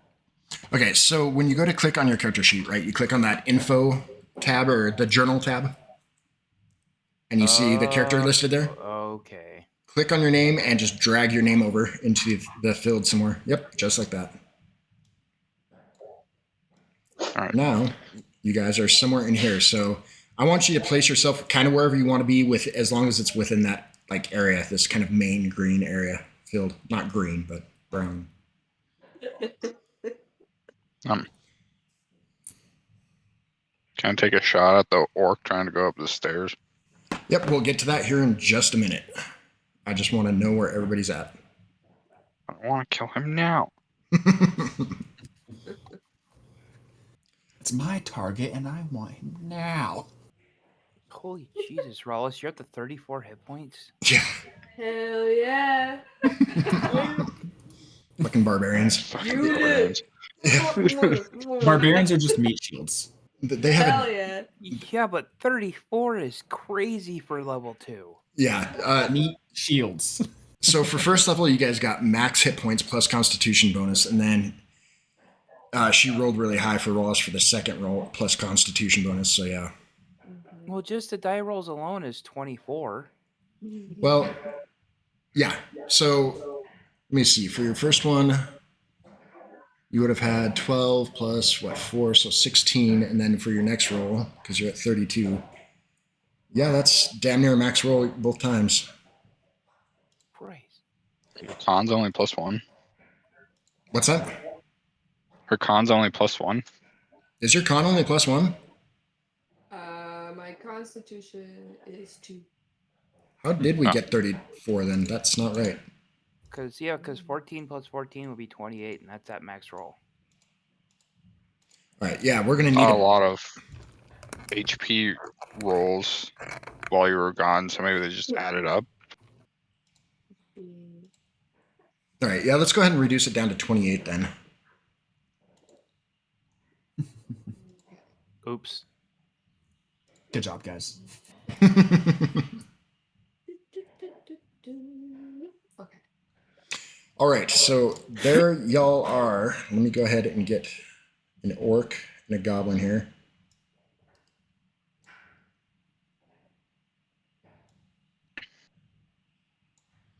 And another barrel is crashing right over here.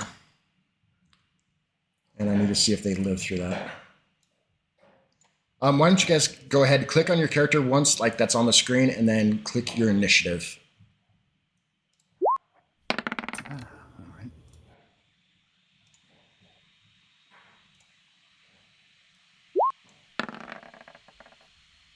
Oh, wait. Yeah, that's not gonna... I actually need to change my initiative somehow here. Let me... Because are you adding your intelligence to it now or something like that, right? Yep. Whatever. I'll just roll it real quick, and then it's a +5. All right. Not that it matters anyways. Under the So settings, 28. there's initiative modifier. Yeah, that's what I was just heading to. Yeah. So yeah, I just got a 28 to my initiative. Jesus Christ.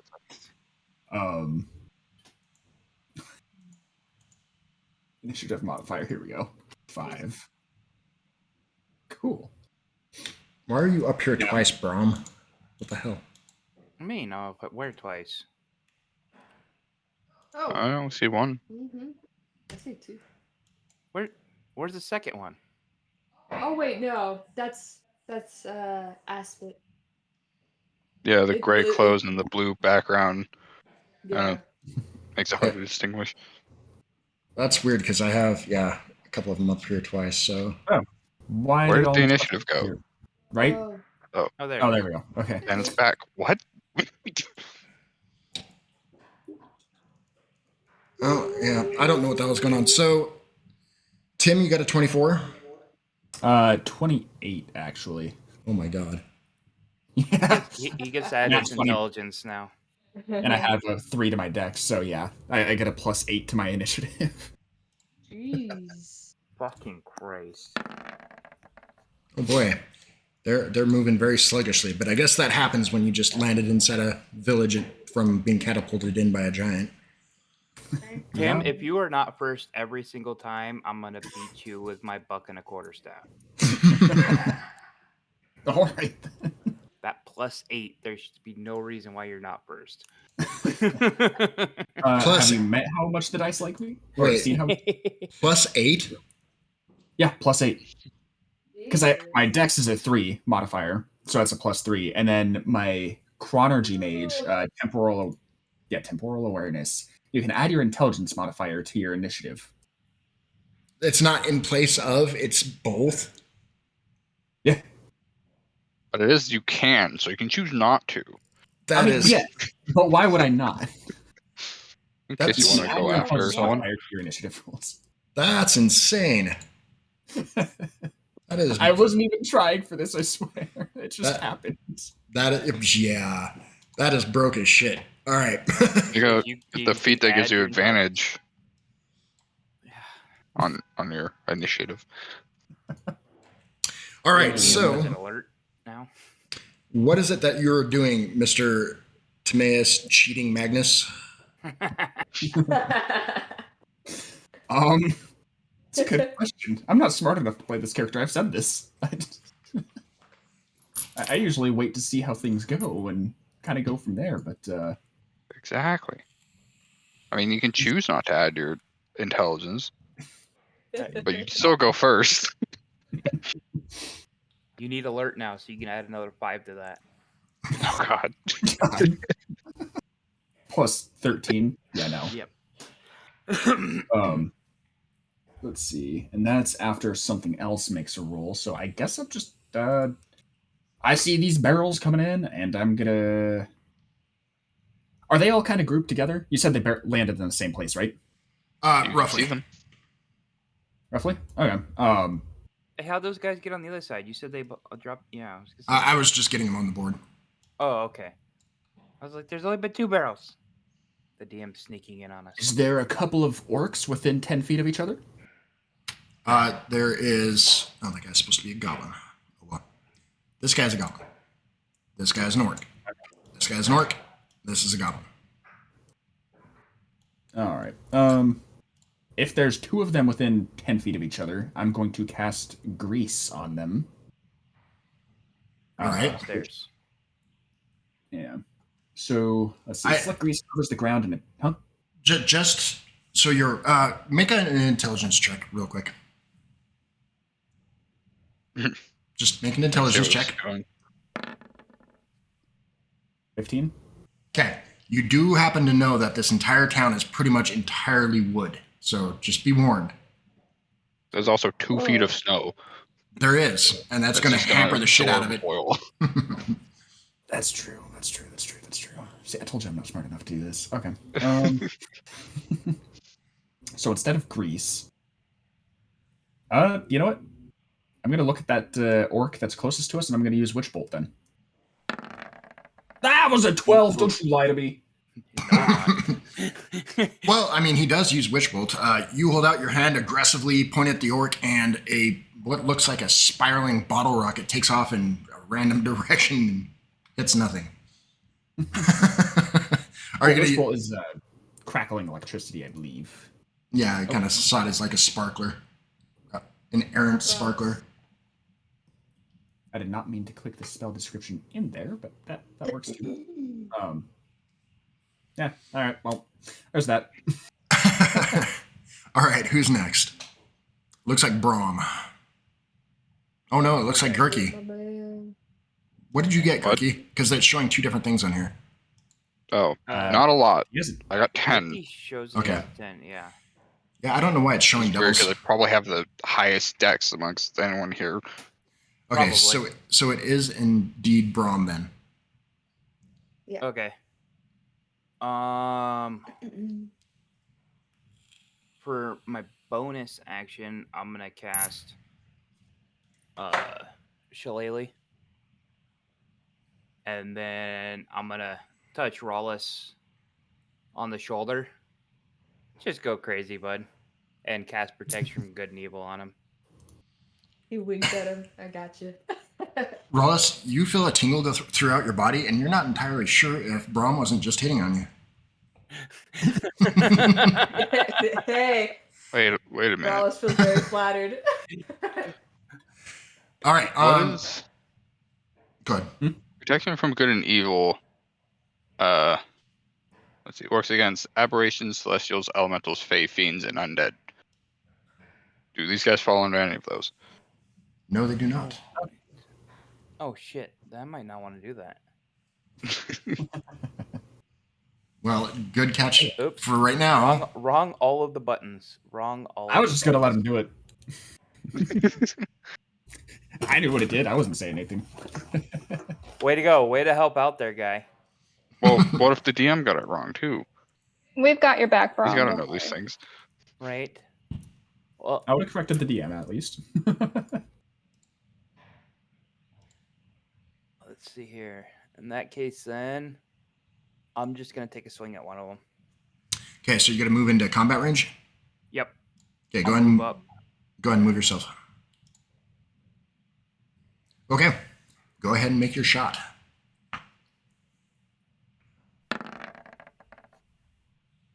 $13. Let's see. I should have written them down. Of course, I did not. But I did bookmark it, so that's good. Amazingly, that does not hit. Yeah, you take a swing with your shillelagh, with your buck and a quarterstaff there. But no, no, that was the orc. So yes, you do hit. Go ahead and roll your damage. Yay. 5. All right. You swing your quarterstaff, and he is going up the stairs. So you catch him square in the ankle. I'm going to make him roll a dex roll real quick. Ooh, ouch. Oh, yeah. He don't care. As he's hopping up the stairs, he just kind of lifts up his one leg, looks at his ankle where it's bent a little bit funny, and just... All right. Who is next? Because it's definitely not the orcs. It looks like... Aspen. Aspen, yep. Yeah.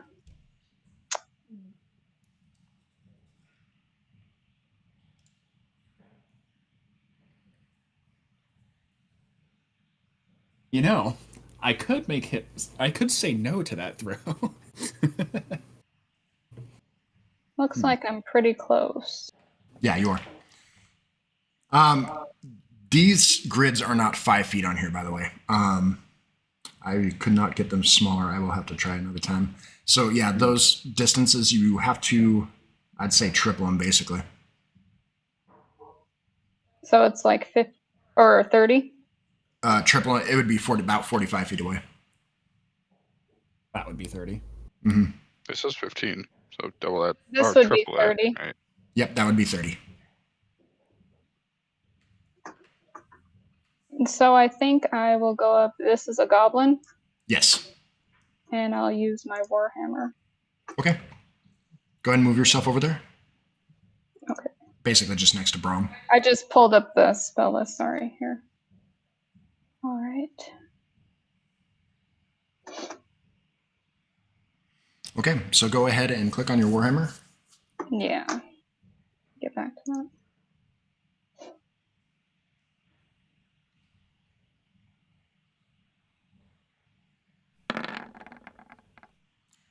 That's not bad at all. Nice. All right. Now, down there at the bottom, do you see in the column where it shows what you rolled, the 21 and the 15? Ooh. All right. That seriously hurts that poor little guy. Well, is that 8? That's only a normal 8 that doesn't have a mod attached to Yeah, it. she doesn't have a strength modifier. Nope. Oh, no? Okay. Never mind. You catch him square in the chest with your Warhammer, let out a bellowing roar, and it roars in response right before it crumples and dies. Yeah, you hit it square in the chest, and it just took the poor little sucker out right there as he was just about to climb the stairs. You have felled that goblin. All right. Gurky, what are you doing? What's with the clerics getting first kill? Which enemies have a friendly party member within 5 feet? These two. Is it just this goblin? Yeah. and that guy too, right? No, because that one is... That's now dead. And this guy is technically a lot further away from these two over here. All right. I'm gonna shoot at this goblin then. Okay. So boop. Get advantage because I'm awesome. Cool. All right. So 23. Roll your damage. You have is it a crossbow or a bow? Short bow. Okay. So 5 piercing. 5 piercing. Another 4 sneak, or for your advantage. Yeah. Okay, so 9. Okay, that's another one down. Your short bow goes off, makes a little thwip, and another goblin makes a screaming death rattle. Oh, sorry, not 5, 9. Yeah. Yeah. Sorry. And falls onto the platform right there. Let's see. It is Rawliss's turn. So that orc that's next to you, he's actually up kind of not a whole flight of stairs. He's about waist height to you, still going up the stairs. Okay. I wouldn't be able to get up to him, would I? Because I mean, you could leap over the railing pretty easily, like just grab it and kind of hop over. oh really? Yeah. Okay. Then that would take at least half your movement, but yeah, you can go ahead and do that. Okay. Then yeah, I'll do that. Okay. Should I just get on top of the little goblin right here? Sure.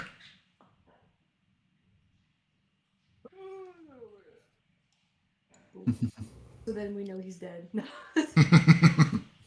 Alright, I'm gonna try using my new blades. Okay. This will be my test run. So are you drawing them both? Mm-hmm. Okay.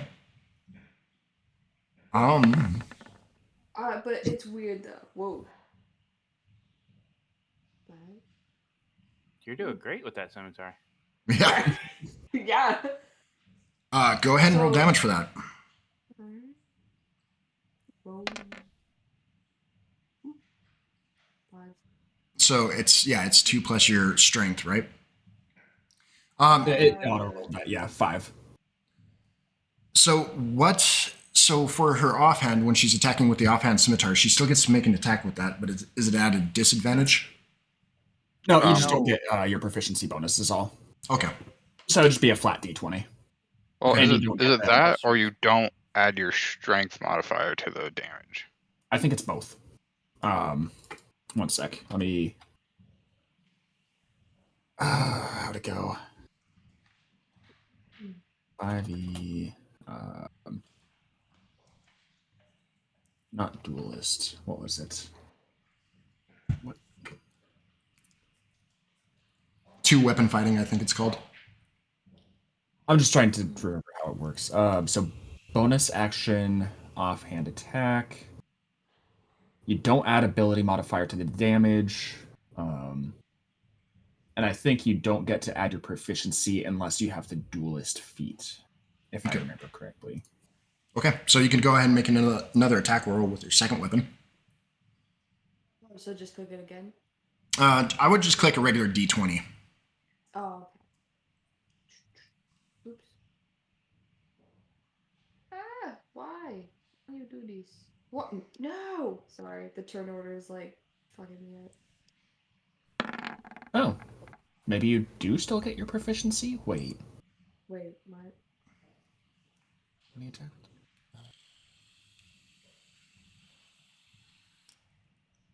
Actually, I was looking at the 2-weapon fighting style. It just mentions the damage. Okay, so yeah, I guess you would still get your proficiency to the attack then. Well, in that case, it hits. Otherwise, it wouldn't have. So that was important to know. So go ahead and roll damage for the second one, but you don't get to add your... Just click your scimitar and we'll put like whatever is actually on the dice and not what pops in the window. Click like the word scimitar. Mm-hmm. Oh my gosh. Okay. So you did a total of 7 points of damage. You hop over the railing and you come in with a sweeping attack with your right hand and cut it straight across the chest. It screams, and you thrust in with your other scimitar and stab it into the shoulder a little bit. Does a fair amount of damage. The 2 orcs that are left are going to attack back. So the first one, let's see who he attacks.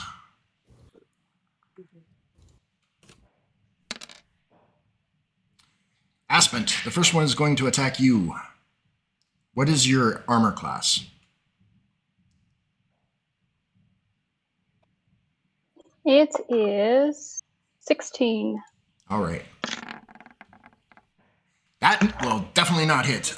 He brings this gnarly looking axe, basically just a couple cobbled pieces of metal that are stuck together with a stick of wood, swings at you and slams it into the stairwell, but it does no damage. The next one is going to attack Rawless. I think that's going to hit. Yes. All right, and what does he have? He's got... He's angry at you, smacking his ankle. This might really hurt, so... D12 plus 4. Oh. So 12 points of damage. He swings a great axe right up into your shoulder for a whopping 12 points of damage. It cleaves in really hard, sinking into the meat, possibly a little bit into the bone, and you are in a lot of pain. You're gonna make me vomit. All right, did we miss anybody? I don't think so. Click on your character and roll a new initiative.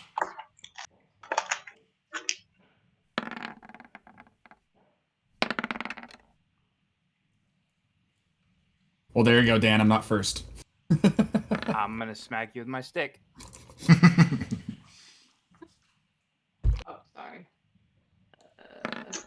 Wait, what? How much do you get total to your initiative? A +8. I rolled a 3. Oh.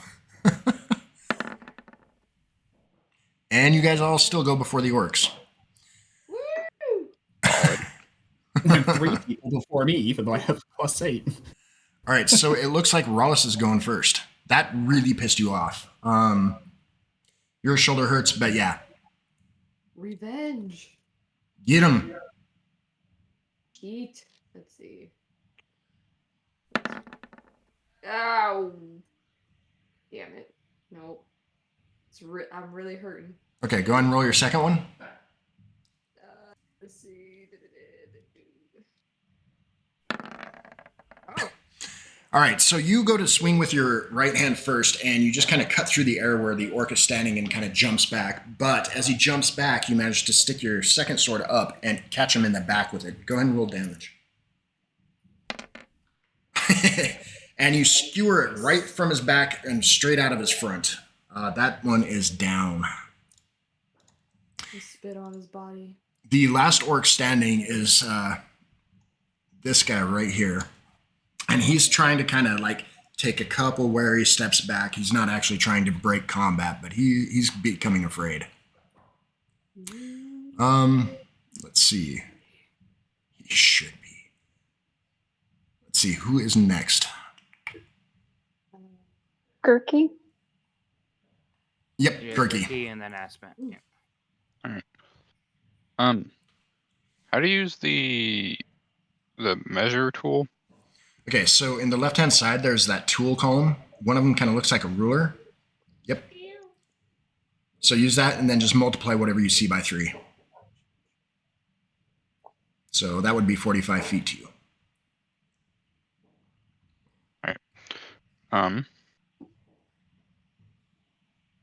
I'm going to use my cunning action to dash as a bonus action and move there. Fun, Rollis. Get elevated a bit, Okay. and then shoot my bow at the orc. All right, go ahead and make your shot. Is he anyone within 5 feet of him? Me. Awesome. Yeah, just the one. Ooh. 25 to hit. Go ahead and roll your damage.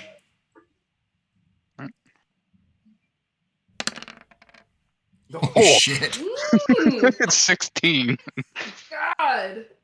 His arrow goes whistling over my shoulder. Yeah, into so his eye socket. that's pretty much what it is, too. You just hear this, and blooming out of this thing's face, right in his eye, is another arrow, and he grabs it and starts gurgling and falling backwards, and just twitches a couple times before he's dead. Let's just roll max damage casually. That's fine. Just look over my shoulder over at Kirky. Touchy. Gurky, roll perception real quick. Sure thing. I didn't mean to do that advantage. But hey, 21. All right, you notice, and let me pull him out here real quick. Another barrel about to land on our heads. No. Oh my god. Probably. Do a barrel roll. Wow. Jeez. Oh my god. You notice that Gix is about right over here, and he's got a knife in his hand, and he's trying to like creep around. This thing here is kind of like a little stage that's built into the center of the town where people can get up and kind of like try to sell things or do plays or whatever. But you see Gix trying to sneak around this corner, and he's got a knife in his hand. Ooh. Actually, you did roll a 21. So, let me pull this guy out here. Sorry, this takes a second.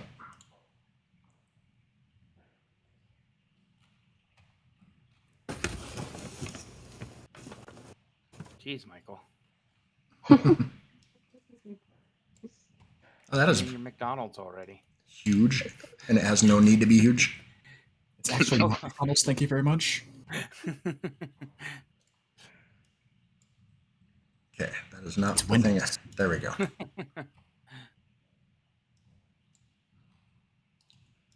All right.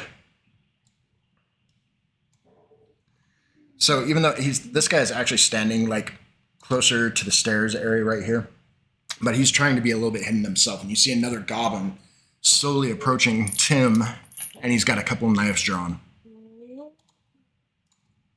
So I'm gonna yell at Tim just frantically, what are you incoherently, but Tim, just panicking. I'll flip a 180. Be like, what? Make a perception roll, see if you see any of this. All right. I'm proficient, so here's hoping. Eh?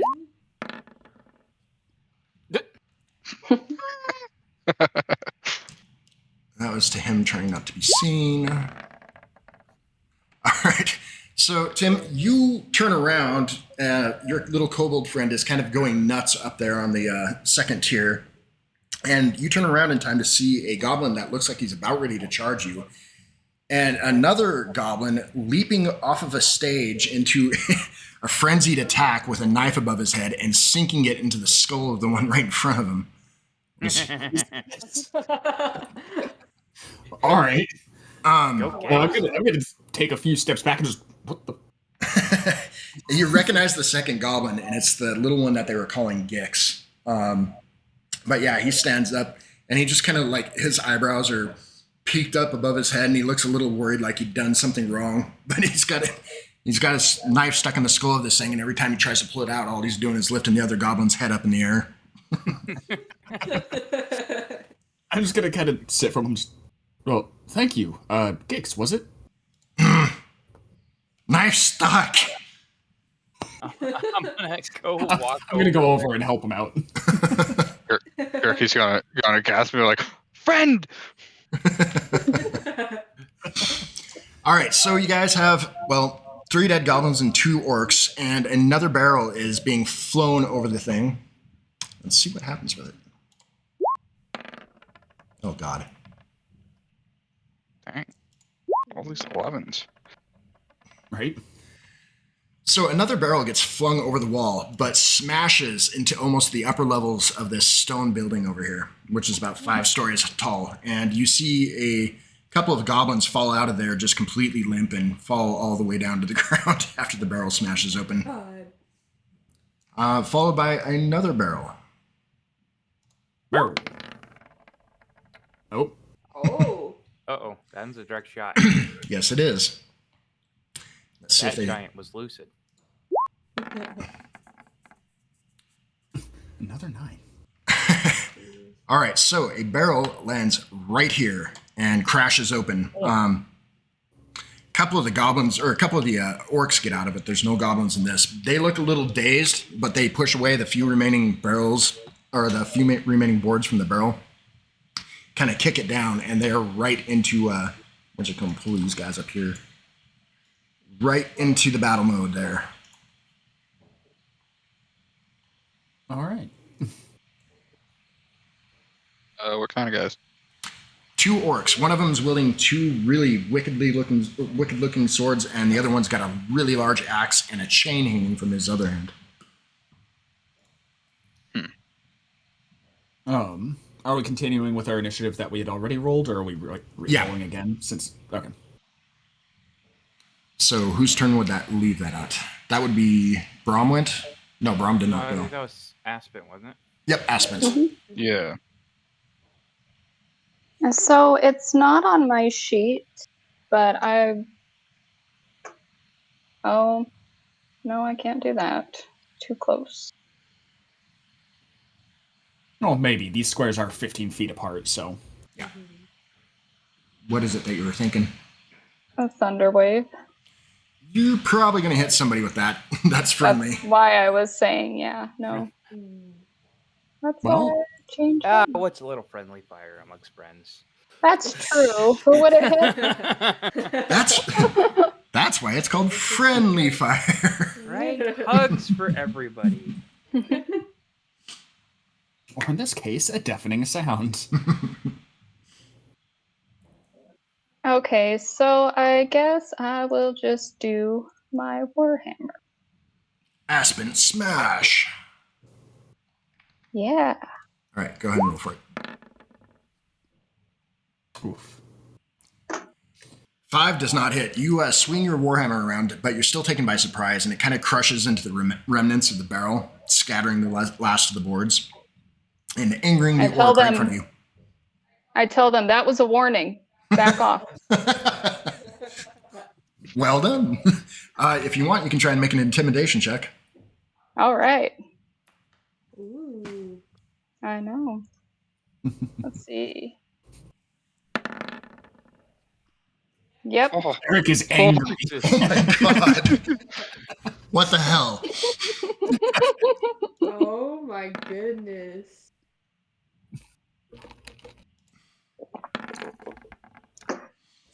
The orcs look at each other, and they actually both look quite shaken. Despite the the dead language bodies around. barrier, they're still terrified. The dead bodies around, the barrel pieces getting flung towards them. You guys will all have advantage on them the next turn. Oh, Hey. Nice. I'd already get advantage. What am I Yeah. happy about? All right, so Brom. All right. Alright. It's not Brom yet. It's me. Oh, Oh no. Huh? I was I thinking got you an went 11. first, but yeah. Oh yeah, no, yeah. He got an 11. All right, let's go, Tim. Alrighty. I'm gonna cast. Are they injured from tumbling out of the barrel at all, or? Amazingly, they're not injured, but they are pretty stunned. And then whatever Aspen just screamed at them really seemed to set them on edge. All right. Bucket. I don't want to use my spell slots yet. I have an entire day ahead of me, so I'm just gonna cast Toll the Dead on them. Do you want to pop that up into the screen? Oh Yeah, wait, that's a- that's an attack. Why that's is a that? save. Yeah. Yeah. Why is it attacking? Whatever. So yeah, spell save is 15 for Wisdom saving throw. All right, and they actually have a negative to that. Oh, shame. Oh. They have a negative. They got a 15, but they have a negative. Yep. Yeah, I know. Shame for them. Oh, okay. I thought you meant for me. I was like, hey. Nope. Which one were you pointing at? Probably just the one closest to me. This guy here. Okay. You point at him, and a very clear, like sonorous gong sound just cracks in the air. Go ahead and roll your damage for that. Where's the agonizing blast when you need it? Adding your modifier to the damage roll. That's not what I clicked. Don't you lie to me. So it is 3. Yeah, you do 3. All right. I rolled 2. Because there's 2 different versions of it. One of it's a D3, right, one of it's a D8, and one of it's D12. So it was the D8. Yeah. So it takes 3 points of damage. You see one of its ears bleed a little bit, and he holds his hands up to his ears. You guys are really just threatening to these guys. Lots of loud noises and angry cleric. All right. Now it's Brom's turn. Yep. So now I'll smack it too. Okay, go ahead and make your roll. Which one are you attacking? Which one were you not attacking? Oh wait, but I have advantage though anyways. But yeah, Yeah. I was hitting the same one. Okay, This one? But Okay. yeah, so roll your second I've part. got the quick advantage. Ooh, barely. Nice. All right, and damage. 5. All right, you wing your quarterstaff around and smack it right across the cheek. He's not having a good day. We're not even killing them at this point. We're just abusing them. Pretty much.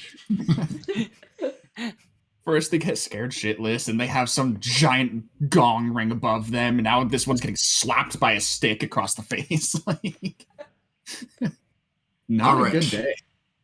And was that the last turn for you guys? Yes. Okay, so Yeah. it's their turn. Let's see. I need to see who they're attacking. That one is going to attack Aspent. That one is attacking Aspent. All right, you piss them off.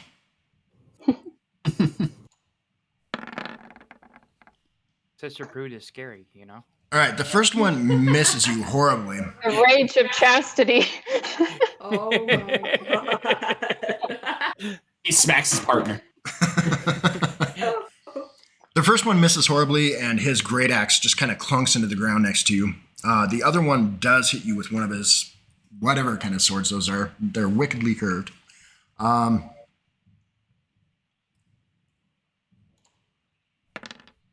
It does 9 points of damage to you. Now, remember what I told you about what happens when you get hit. There is something you can do. Do you remember what that was? No. It's on your character sheet on the right-hand side. I can't remember what the name of it is, but basically because you're a Tempest cleric, a couple of times a day, you can basically take any of those rolls, like anytime that you're actually hit, and basically rebuke them with lightning. Wrath of the Storm. And then she also has an ability where she can take any lightning damage that she has to roll and make it max. I will do that. I have no idea where it is or how to do that. Okay, I It's will probably come find under it for you. somewhere. Sorry. The bottom right, probably. I'm guessing. Okay, so, well, you're in the wrong area. Yep. Scroll down.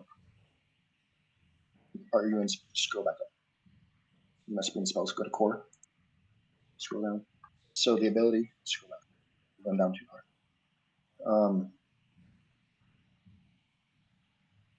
Can't read it. That's really hard angle to read. Scroll all the way down.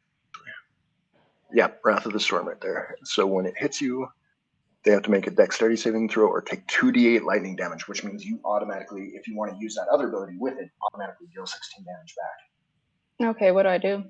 Nothing. Okay. Just say that. Yeah, when there's new features, it totally throws me off. Okay, yeah, it's called Wrath of the Storm, so she is using that, and it does 2d8 damage, but since she is maximizing that and using her channel divinity into it, it's automatically 16, which cooks this poor orc to an absolute cinder. So that one is down. Another And intimidation check against the other one. yeah, his morale might just be broken, so let me find out. He's holding on. So everybody go ahead and roll an initiative.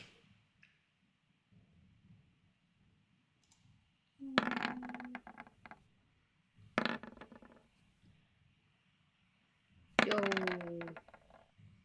Oof. Ooh, poor turkey. All right, Rawless, your turn. Your shoulder is still killing you, by the way. Great. Well, still gonna go on and attack this guy right here. Are you going to leap down and attack him? Yes. You're like, I have to go with the cinematic attack. I do. Always with a flourish. Oh, no. Oh, no. You leap down and in a posture of threatening, you plant both of your swords straight into the ground right in front of the orc. Damn. Now you just gotta stare him right in the eyes and be like, back off. I pray to God that he doesn't come sweeping his sword down on my head. So you're like, that was a warning? There's more where that came from. You better watch out. All right, so that was Rawless, so it looks like we have Tim. Oh, all right. Save me, Tim. I'm just going to move this guy out of here because he's dead. Yeah, about that. Man, I miss being a DPS. I remember when I could do stuff.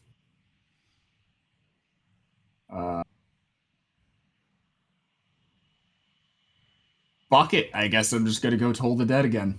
Okay. Let's make that. He's wisdom injured save. this time, isn't he? Hey.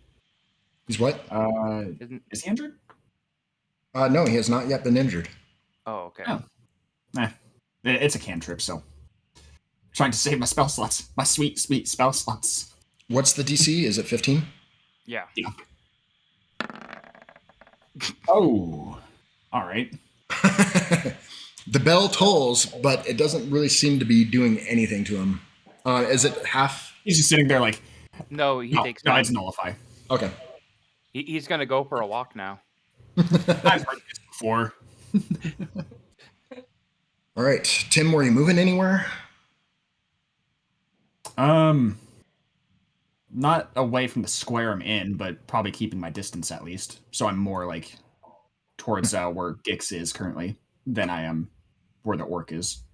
Okay. Braum.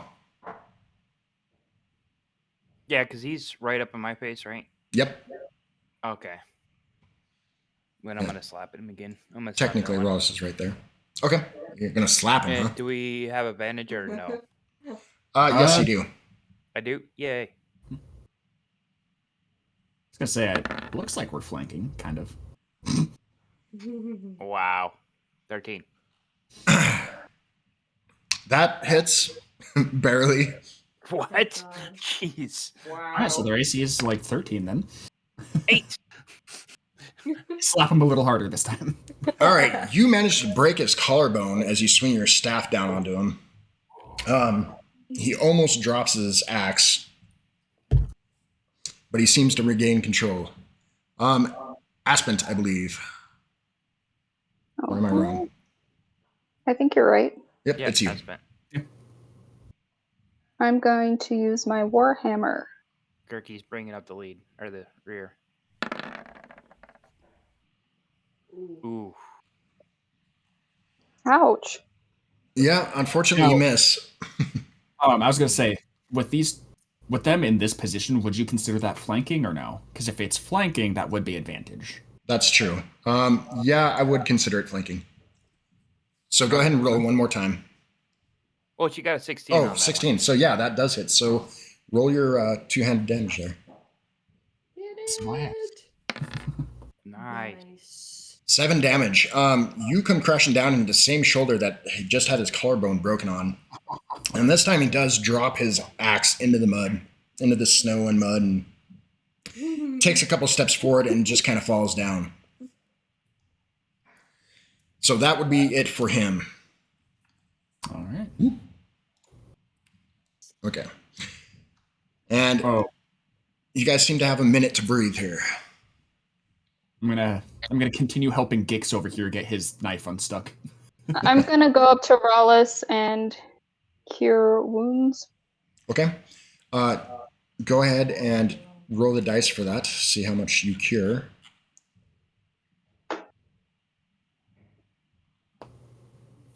Sorry. It's okay.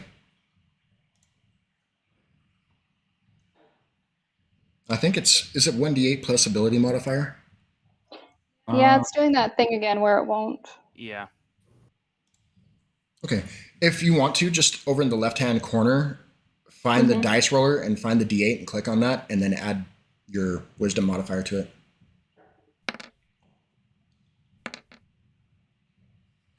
Okay, so Oh, I see what happened. oh, Hey, it showed up that time. yeah. But it's supposed to be at level 2. Okay. Okay. Should I re-roll it now at level 2? Huh? You don't I have rolled it at second level level spells 1. yet. You don't. Yeah, you don't have second level spells yet. Oh, okay. Never mind. So it rolled. A 6. Yeah. Okay, so you regain 6 points there. So that should bring you back up to what? 22? Yes. Okay. So you're not completely healed, but you notice that your shoulder does seem to stitch up quite a bit just as you're sitting there.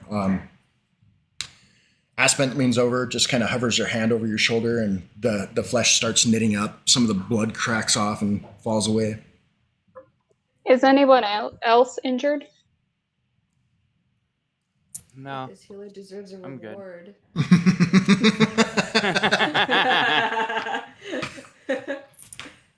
And take a point of damage. Just from a slap. All right, no new barrels have come over the top of the wall yet. How about everybody make me a perception roll?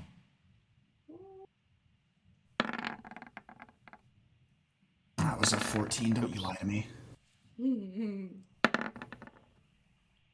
I got that Shoot, 20, I did it twice. but 26 altogether. Damn. Okay, so you guys all noticed some various things. The fighting up on the catwalks on the ramparts there has gotten a little bit worse. Some of the goblins and orcs have managed to climb their way up the wall, and so you do see some of the villagers lying dead in the snow down on the ground. And it's getting pretty hairy. But for the most part, they seem to be holding it off. However, Brahm, you catch out of the corner of your eye, there seems to be something running around on the rooftops, and it has appeared on a couple different rooftops since you noticed it. What you make out is kind of an orc, but its skin is pitch black. It's wearing a lot of furs and a couple of skulls, and it's wearing a particular like wolf skull over its head. And it has a very wicked-looking recurved bow. Okay. And from what you can tell, he is trying to hide around on the rooftops, picking off some of the people up on the catwalks from behind. About as soon as you notice that, he ducks down behind another chimney and you don't see him any longer. Okay. I'm like, Gerke, we got somebody up on the roofs. What? Where? And I'll point over to the last roof I saw him. I was like, we got a black orc up there just shooting people. Which building is it? About right here.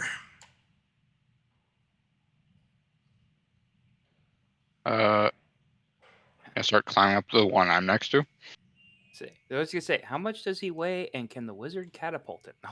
I was gonna say, I What's can for the help wizard him to up. catapult? I mean, if we cast reduce on him, Right. Now, I think I'm getting various games mixed up in my head. Is there actually a climb function in this, like a climb skill, or just okay? So how about you make me a climb skill? Okay, that's kind of what I thought. Climb skill. Yeah, I can acrobatics. I was gonna say usually there's a climbing speed too, which is I think just half of your normal. Yeah. I'm not too worried about the speed. I just want to make sure he doesn't fall and kill himself. Yeah. What'd you roll? 12. Okay. Yeah, you managed to climb to the top of that one. That happens to be the tavern that you're on. Do you have any sort of tracking ability or survival? Yeah, I think that would fall under survival. Okay, so go ahead and roll a survival. See if you can see where he went. You definitely see footprints up in the snow around that area. Another 12. It's hard to tell. There's a lot of like snow slide off up on the roofs up here, but from what you can tell, he may have moved off over this direction using kind of the lower level of the stone tower to kind of get across maybe to some of the other buildings over there. All right, everybody else roll a perception check.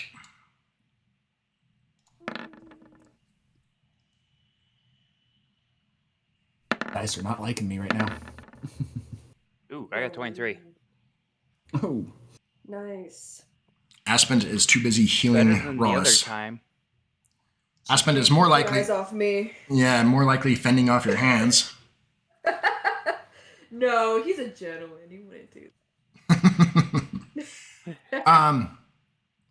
Brom, you notice another barrel come flying up over the top. Well, it's two barrels actually come flying up over the top, but they explode up above you. And out of a kind of a cloud of smoke and a little bit of fire, I guess, a whole bunch of spikes come raining down onto the ground. I kind of want to see where they all land. So we're going to try. Oh, shit. Okay. Oh. All right, I need dex saves from Gerke. Nope, because Gerke's no longer there. Gerke is over here. From Tim, Aspen, and Ross. And Gix. All you need to do. Save, you say? Yep. Don't die, Gix. You're my little buddy. Yeah, he just made it. Hurt. Oh, or not. I thought I was going to roll too.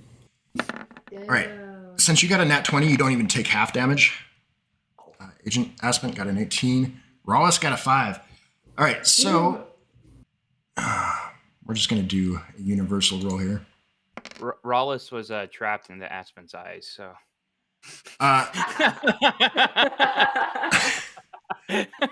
If looks could kill. Oh my god. She's So probably wishing upon him. Please. Rawless, you take 5 points of damage as little needles come raining out of the sky and plunging into your skin. Aspen, you take 2. And it hurts, but they're not. It didn't seem to get you nearly as bad. And Tim, yeah, you don't take any. I see this and just take my cloak and just kind of whoosh. Nice. I like the swag. Brom, That's there, a little, oh, go ahead. there is still something up in the air, though, from where that barrel exploded. And it appears to be 2 orcs that are slowly floating to the ground. They're wearing kind of like long fur robes. They both have very long hair. and they're very steadily making their way to the ground, but not at any sort of like crushing pace. I'm gonna holler over to Grix. Gonna holler over the Gix. Gix, go follow Gurky if you can, and go give him a hand with that orc. All right, he's going to take off And over this then way. I'm gonna use my wild shape ability. Oh, first time for this, huh? Yeah. Oh. So at which point, Brahm, like all of his joints start glowing with like a starry glow. He actually starts emitting light and everything, and kind of an image starts shining through on his, kind of coming through his armor on his chest. That's a constellation of an archer. Ooh. So what is it that you Him in turn the into? background furiously writing notes. Just, yes. What is it that you're changing into? Nothing. That's I just start glowing, and so I can use my bonus action now to do additional damage. Okay. So what you see is a couple of female orcs with long braided hair and these blackened fur robes, like slowly descending. Both of them have their arms out, and you can start to see a little bit of lightning crackle off of one of their hands, and then some wind that's coming from the other one, whipping both of their hair. And they descend and land basically on the stage over here. Can I take a shot at them while they're in the air? Just like, oh, hey, target practice. I need to zoom out. This is ridiculous. Okay. Well, we'll roll an initiative, and then I'll start with them in the air.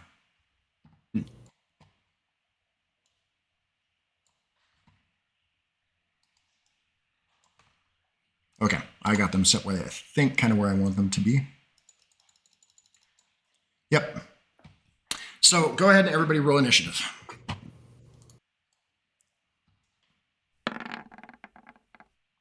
Big money, no whammies. All right. That's no whammy there, huh? Wow. How do I keep rolling so low for my initiative? All right. What is this? Because you bragged about it. I didn't. All right. I wasn't bragging. It was just like, oh, hey, that's neat. That's all I said. Did mine Y'all didn't were the roll, did ones it? making it. There we go. And so Sean, Hmm? so 10 feet around me is bright light, and then 10 feet past that is dim light. You're an odd duck. He's a shiny duck. Right? All right, so we have 24.18. So Gurky is going first. Gurky, you did notice those two female orcs descending from the sky as well. So Gix is catching up to you up on the rooftop there of the tavern. You guys are about 4 stories up. But that's still only about halfway up that stone tower, just so you know, because that stone tower is sitting up on a hill a little bit from you. This place is terraced, so yeah, it's still up quite a ways from you. At least the top part of the tower is. So what are you doing, Gurky? I guess I'm gonna try and go after the orc. Black one. Okay. Go ahead and make your shot. Are you stealthed or invisible by any chance? Not invisible, but are you stealthed? No, but I can be. Any action, I can use my bonus action to hide. Do it. That way maybe you can get some extra damage in.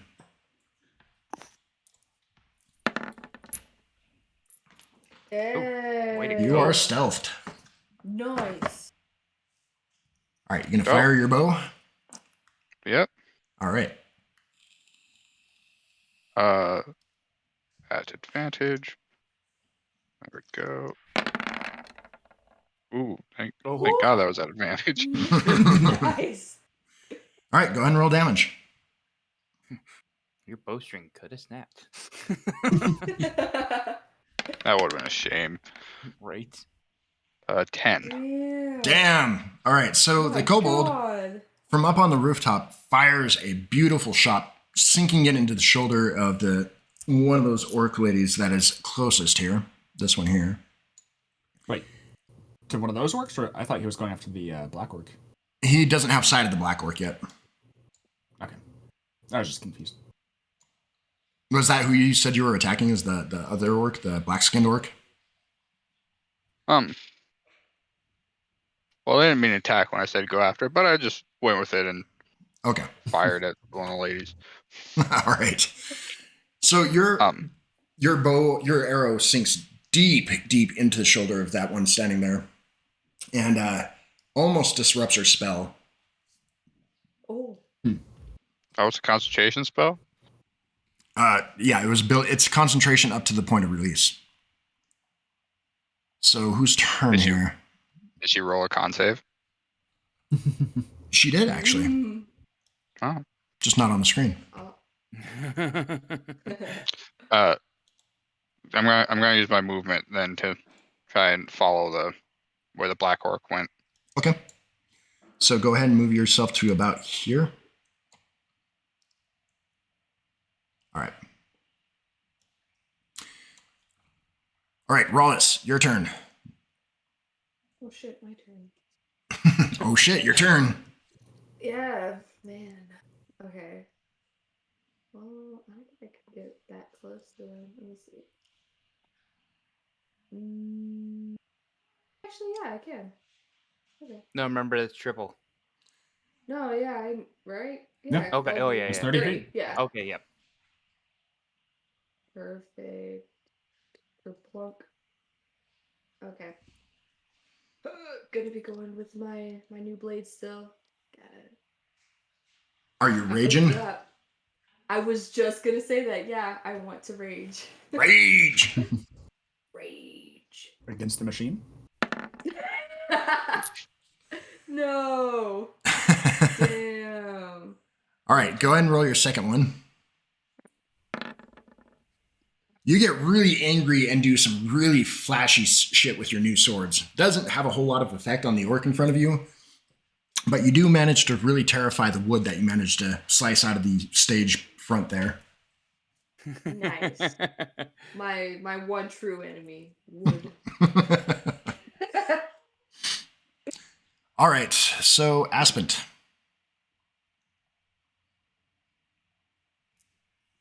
I had to unmute myself. So I'm going to do like Rawless, but I hope I'm gonna hit. So I'm gonna come up here Okay. and use my Warhammer. Okie dokie. 1 second.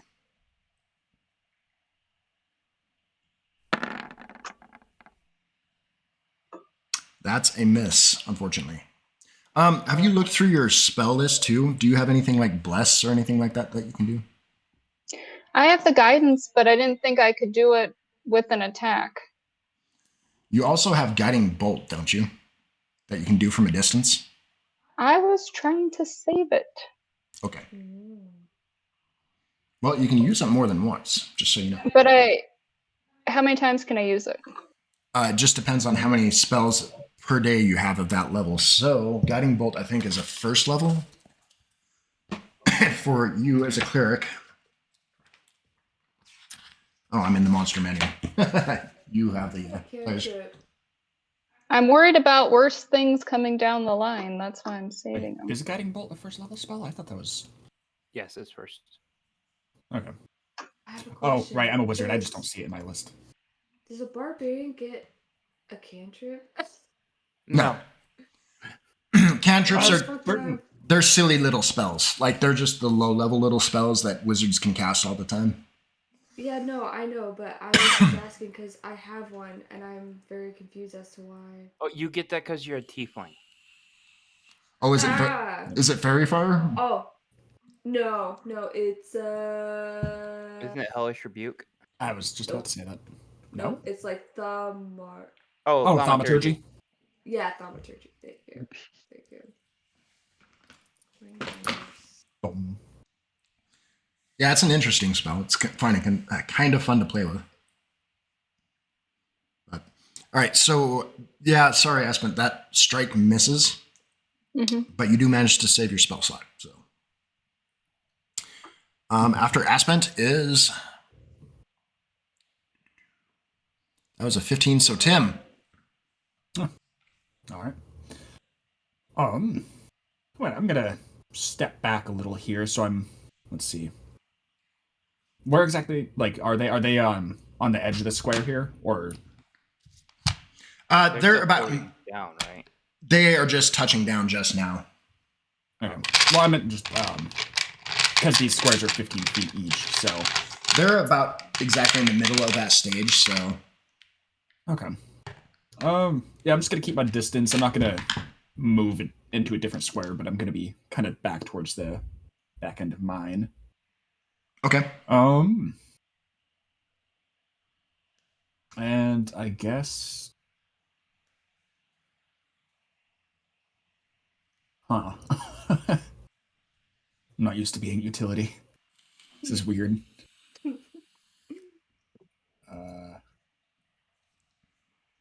I'm gonna try. I'm gonna pick up a pebble or something, a rock of decent size, and I'm gonna catapult it at them. Not one of them. You find not a rock, but a really solid piece of like ice shard. Pretty hefty one. Are you using catapult? Yes. Okay. But that is not. I keep forgetting it's different. Okay, so yeah, spell save 15 dex, I believe. Yep. Yeah. Clicking your own thing. That's gonna hit just barely. So go ahead and Nice. Hell yeah. go ahead and roll your damage. I'm assuming you're attacking this one here. Yeah. Okay. All right, 3d8. Jesus. Hey, 17 damage. Oh my god. I'll take it. All right. Hell yeah.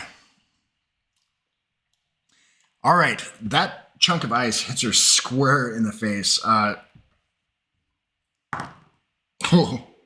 She loses concentration of her spell, and the electrical ball that's kind of brightening up in her hand just suddenly pops and explodes. They both need to make dex saves. They both make the dex saves, so they take...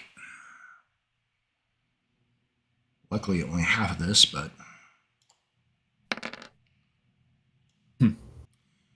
So they each take 3 damage. The electricity courses over their body, kind of shocks the shit out of them, but doesn't do a whole lot. She's pretty much worse to wear, though. There's blood streaming out of her nose and her mouth. She looks to be missing a couple of teeth, and she is really not fucking happy with you at all. I see you, spellcaster. I am also a spellcaster. All right, let's see. What is they going to use on you? Oh no. Oh. I don't like the sound of that. This one isn't going to be doing anything, unfortunately. This one, however, is going to cast Thunder Wave. Ooh. Somebody want to throw that into the window real quick? Aspen, you have Thunder Wave? Yep. Okay, Brom, take it. 15-foot cube, so it's going to hit basically Rawless and Aspent. Okay, both of you need to make a Constitution saving throw.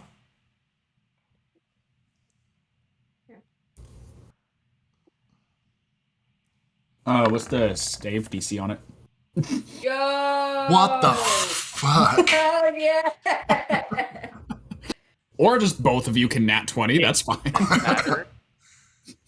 So Just stand there unmoving. Right? They just stomp a foot down and grit their teeth and just take it. The wave just crashes over them and then they're just... Was that it?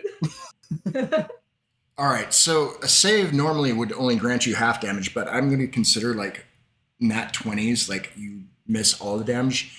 You guys look at each other and basically use your foot to kick off the other person and push yourselves both out of the way of this thunderous wave that comes crashing down, tears up some of the ground and the snow, throws it up into the air. Little chunks of wood and rock go flying all over the place, and you two avoid the damage. But you are both set off in separate directions. You're backed up against the hut over there, Aspen. But you're both free from damage. I can't believe you guys both rolled a nat 20. That's probably the coolest thing I've ever done in my whole life.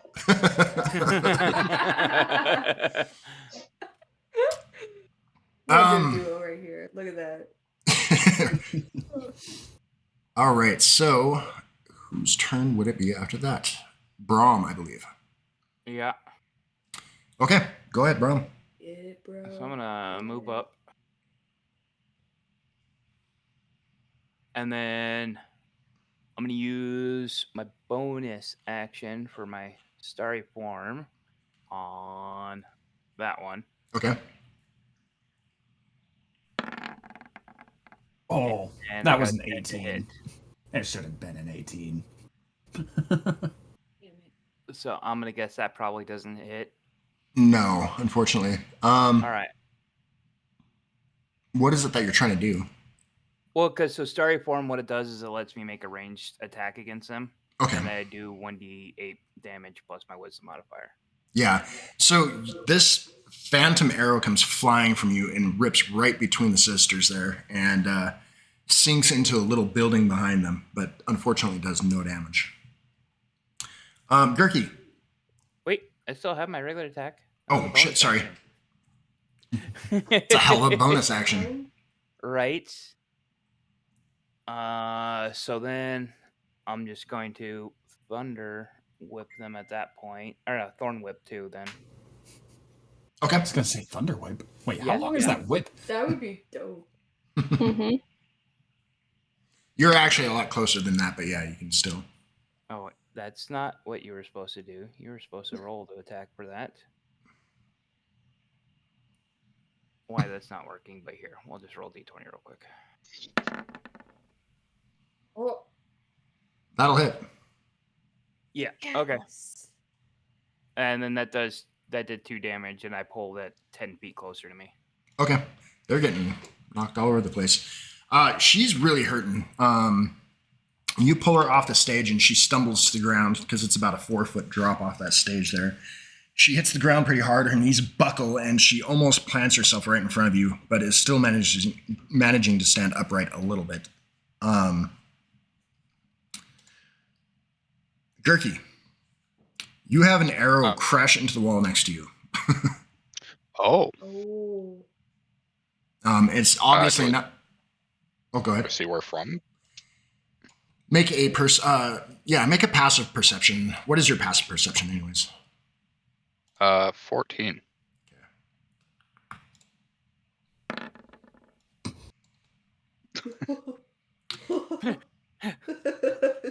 The arrow crashes here. You're assuming it is from right about there.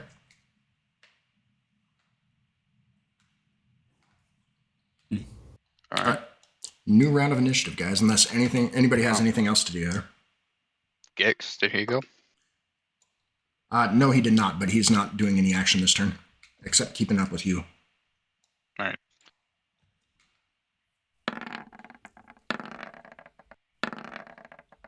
Damn.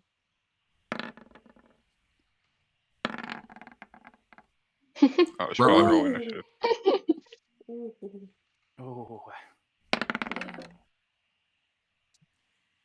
All right. Well, Tim, what are you doing? Stepping back, although they're spellcasters, so that probably doesn't matter too much here. Yeah, actually. Also, are you in melee range? Also, are you in melee range? No, I'm about 10 feet back currently.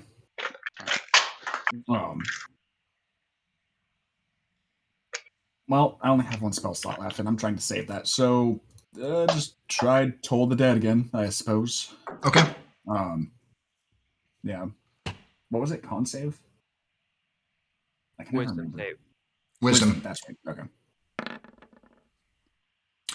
They do not. Well, do they? They do. They make that save. They're casters. Yeah. Yeah, that's why I was like, wait a minute. Well, and I don't think I really have any bonus actions here or anything. So, yeah. Your bell goes off, but seems to do nothing to her, other than probably annoy her a little further. They know that spell. It doesn't bug them. All right, after Tim. Looks like Brahm. Yeah. All right. And I am going to smack that one with my buck and a quarter staff. All right. Hopefully. Fingers crossed. Yes. What'd you roll? 19. Unless I'm in. Yeah. Or. Yeah, that'll definitely I'm hit. not getting advantage, am I, right? No. Okay, I didn't think so. Ooh. 10 damage. All right, you bring your staff down on her head, and instantly her eyes roll back, and she collapses to the ground. Nice. And then I'm going to Shoot. archer that one. Okay. There we go. No, I'm not. What'd you get, 11? Yep. Mm-hmm. That just misses. Oh. It just misses. So your second arrow flies and sticks into the well, probably goes poof against that building there in the background. Right. All right. They went on what? So that was on a 15. So Gurky, it is your turn. All right. Go ahead and make a perception roll real quick before you do anything. Sure. Nice. All right. Yeah. 18. You definitely see him. All right. Let me go ahead and pop out.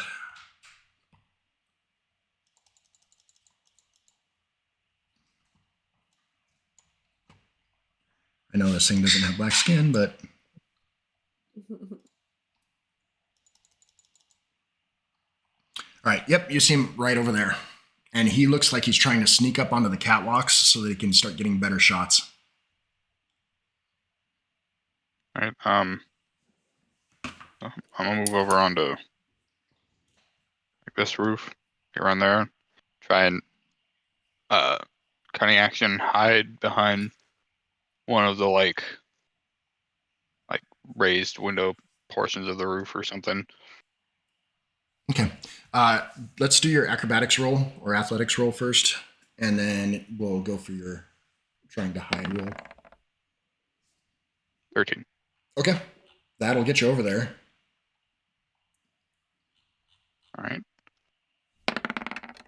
That'll definitely keep you hidden. Yeah. All right. And then I shoot my bow. All right, make your shot. Big money, no whammies. Oh, Oh my god. Wow. that was almost so close. Yeah. It was doing damn good for a minute. Yeah, your arrow goes wide, but it doesn't seem to alert him. You missed him by a pretty wide margin, so he does not appear to be alerted at all. So I'm still hit it. Awesome. I mean, at least there's some good that came from it, right? Right. Yeah.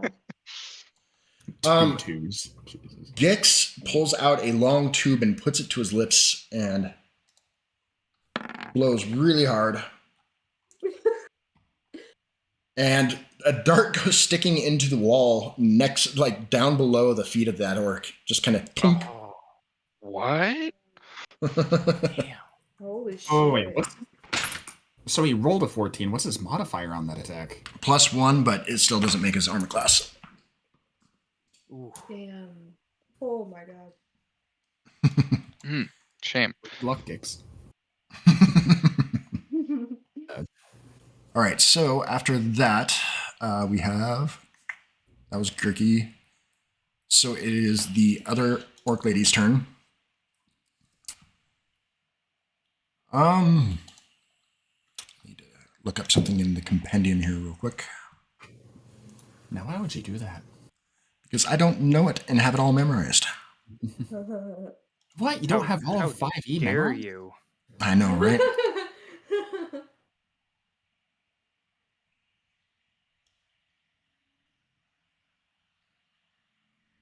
All right.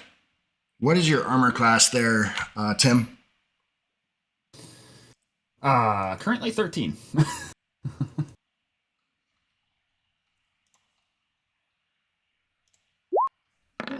Better get that shield spell ready.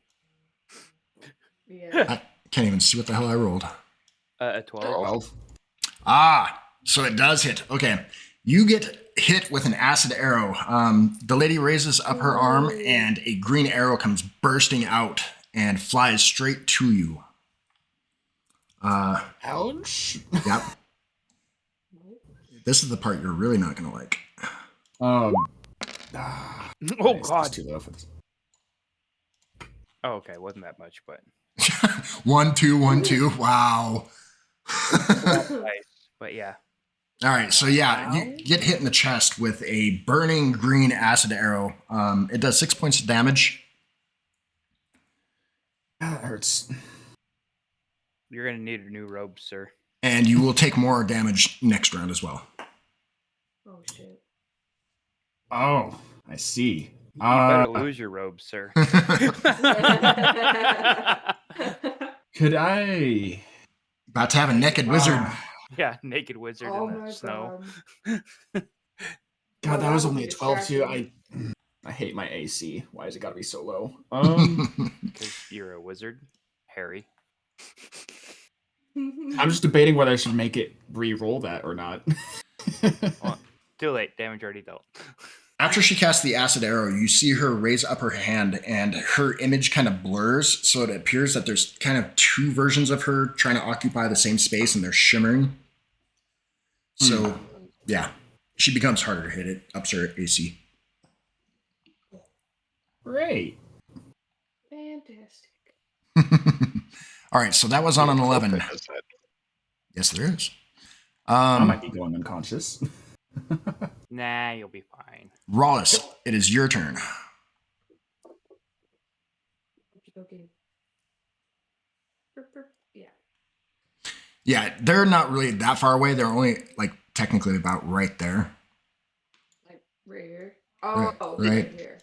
Yeah. Like right in the, okay. Yeah, right on the corner of this thing. Oh, okay. Gonna go right up to her and still raging, and I'm gonna use my weapon. That's gonna hit. Oh. And the other one. Does that one hit?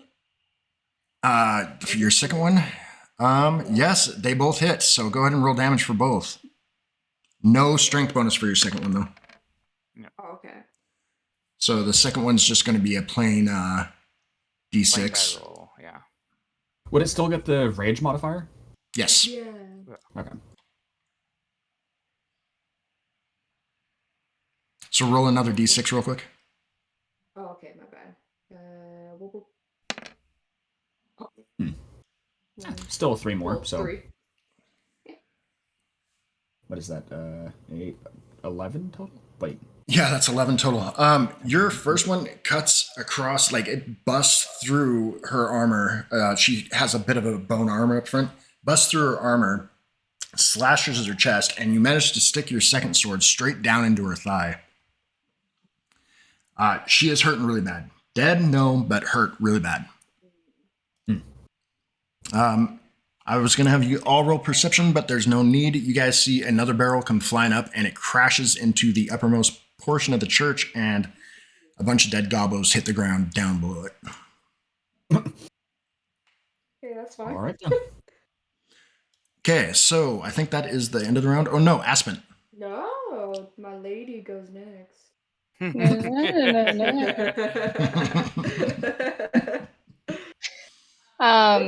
So we just have this one. Yep.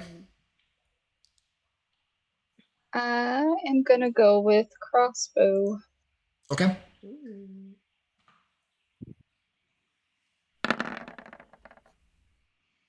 That unfortunately misses. Another double. Damn. You lift up your crossbow and fire, and the arrow just streaks past her ear. She get to roll again since she rolled doubles. Yeah. No. Nice try, though. Anything. All right, let's go ahead and roll initiative, guys. Oops, wrong.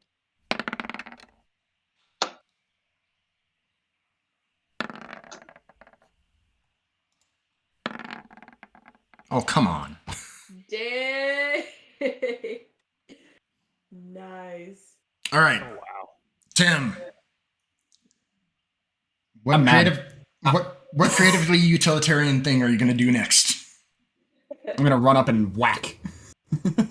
All right. I'm gonna saddle up right next to who is Wallace? I think. Yeah. Yeah. Nice. I'm gonna try to bonk the spellcaster here with my quarterstaff. All right, go for it. What? You're not gonna toll the dead? Oh my Oh god. my god. I am Way to mad. go. The spellcaster doesn't hit me. I am the spellcaster.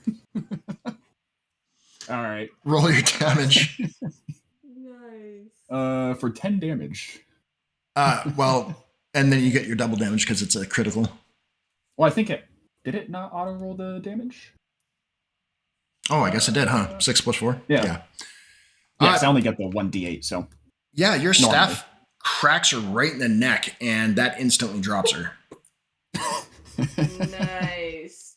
And now I take, 2d4 more damage or something like that? Yes, you do. Yee. Nice. Oh, wow, okay, cool. Good. Wallace is Could have been a lot looking worse. into it very Could have downed me. close. Yeah, but Spellcaster just like, how dare you? there will never be hair on your chest in that spot, though. Oh my god. Well, wizard, I don't think there was to begin with. There is now a gaping hole in your robe and your furs, which is very cold. Well, we're not in combat at this point, right? Technically, they are over there still. Oh, So fair. let's go over there. Yeah. Gurky, you're going to be going, unless any of you are trying to move that way, but you don't technically really know where they're at. Yeah. I mean, I'll start making my way because we saw which direction they went, so I'll Yeah. start making my way that way. Okay. At least you did. You're the one who told me where the boy was. So Yeah. you guys can basically move about 2 squares each turn if you want to start moving that direction. So, but Gurky, go ahead and do. What are you doing? Well, I'm still hidden, so I'm gonna try and shoot an arrow again. Okay.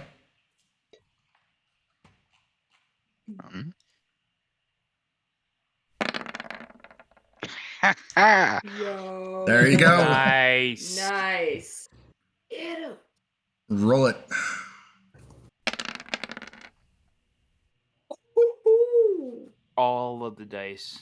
6, God 12, plus another 3, 15. Yeah. Oh. Your arrow goes flying, and almost in slow motion, you watch it sink into the very portion of the neck where it connects to the skull. And the body just goes slack and falls straight off the roof and crashes down onto a little shack below. Oh, hell yeah. I just realized we had So archer fucking versus cool. archer and wizard versus whatever they were. Also, Two spellcasters. Caster versus caster. Yeah. So And that we one both got nat 20s on the attack. is dead. Now, technically, there is a boss battle after this, but it is already almost 10 o'clock our time, so we are going to have to do the, cut you off at the worst possible moment. So, but you guys I did want to really know damn that well. I'm going to use mending on my robes and furs. I'm just making a note of it. I'm patching it up. And your chest hair. His poor chest hair. Wizard, I'm that gonna wasn't- try and find some arrows.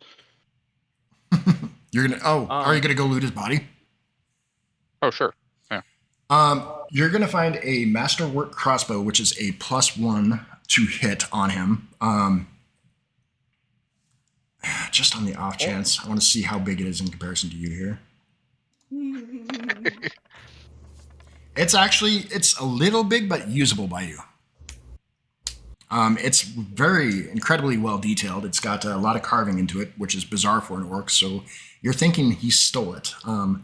He's got kind of a bandolier of bolts that go around his chest. So he pulls, like, not from a quiver, but from this bandolier. And it's got 18 bolts in it. And you notice that the tips of every one of those bolts is covered in like a black tar. Oh, so probably for fire. All right, what are the rest of you guys doing? Like I said, I'm pretty much gone running down through the streets to go try and find Grix and Okay. Gurky. Gix and Gurky. You find them pretty easily. The people on the catwalks, they seem to be kind of just sitting down on the catwalk and leaning back against the logs. There seems to be a little bit of respite going on from the waves of attacks that have been hitting. So you've kind of got a few free moments. So if you guys want to gather up, you're more than welcome to. I'm going to see if these casters have anything of use to me. Oh, indeed they do. You find a wooden wand with a tiny rat skull at the very end of it. You're not entirely sure. Sorry. I was just saying, going to write it down real quick. So, wooden wand with rat skull, you said? Yep. All right. You find a spell book written in a very archaic form of Orcish. So even if you understand Orcish, you probably still don't understand this unless you have a very high skill in history. Actually, hold up here. History, I have a +7. Damn. And I am fluent in Orcish. All right. I think he just said eat it, DM. Yeah, I did. You can start to figure out what it is, but it'll take you probably.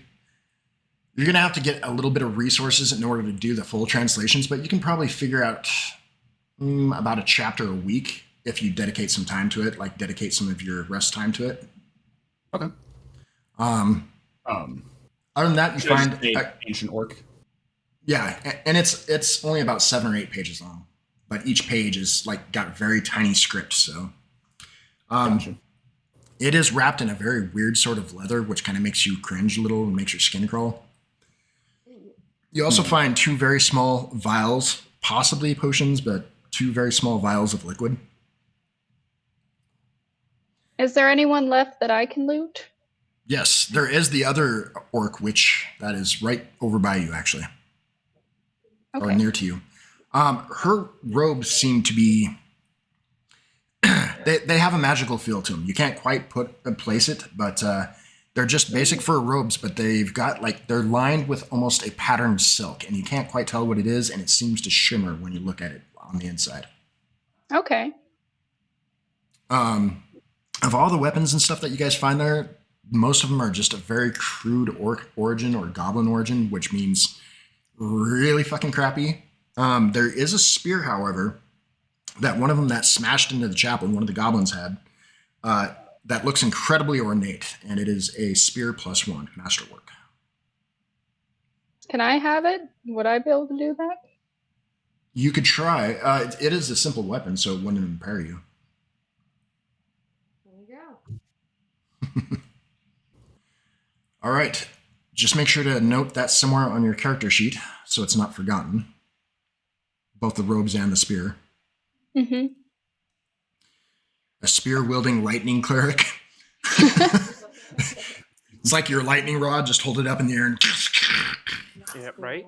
That's really cool. Let's see how much, if any, money that they have. I was gonna ask, yeah, is there any... That's what Rawless is looking forward to. I don't need any money, so Rawless can have my share of the money. I am broke wizard. I could use money. I pay He wants Rawless man to hair, leave me you alone. get none.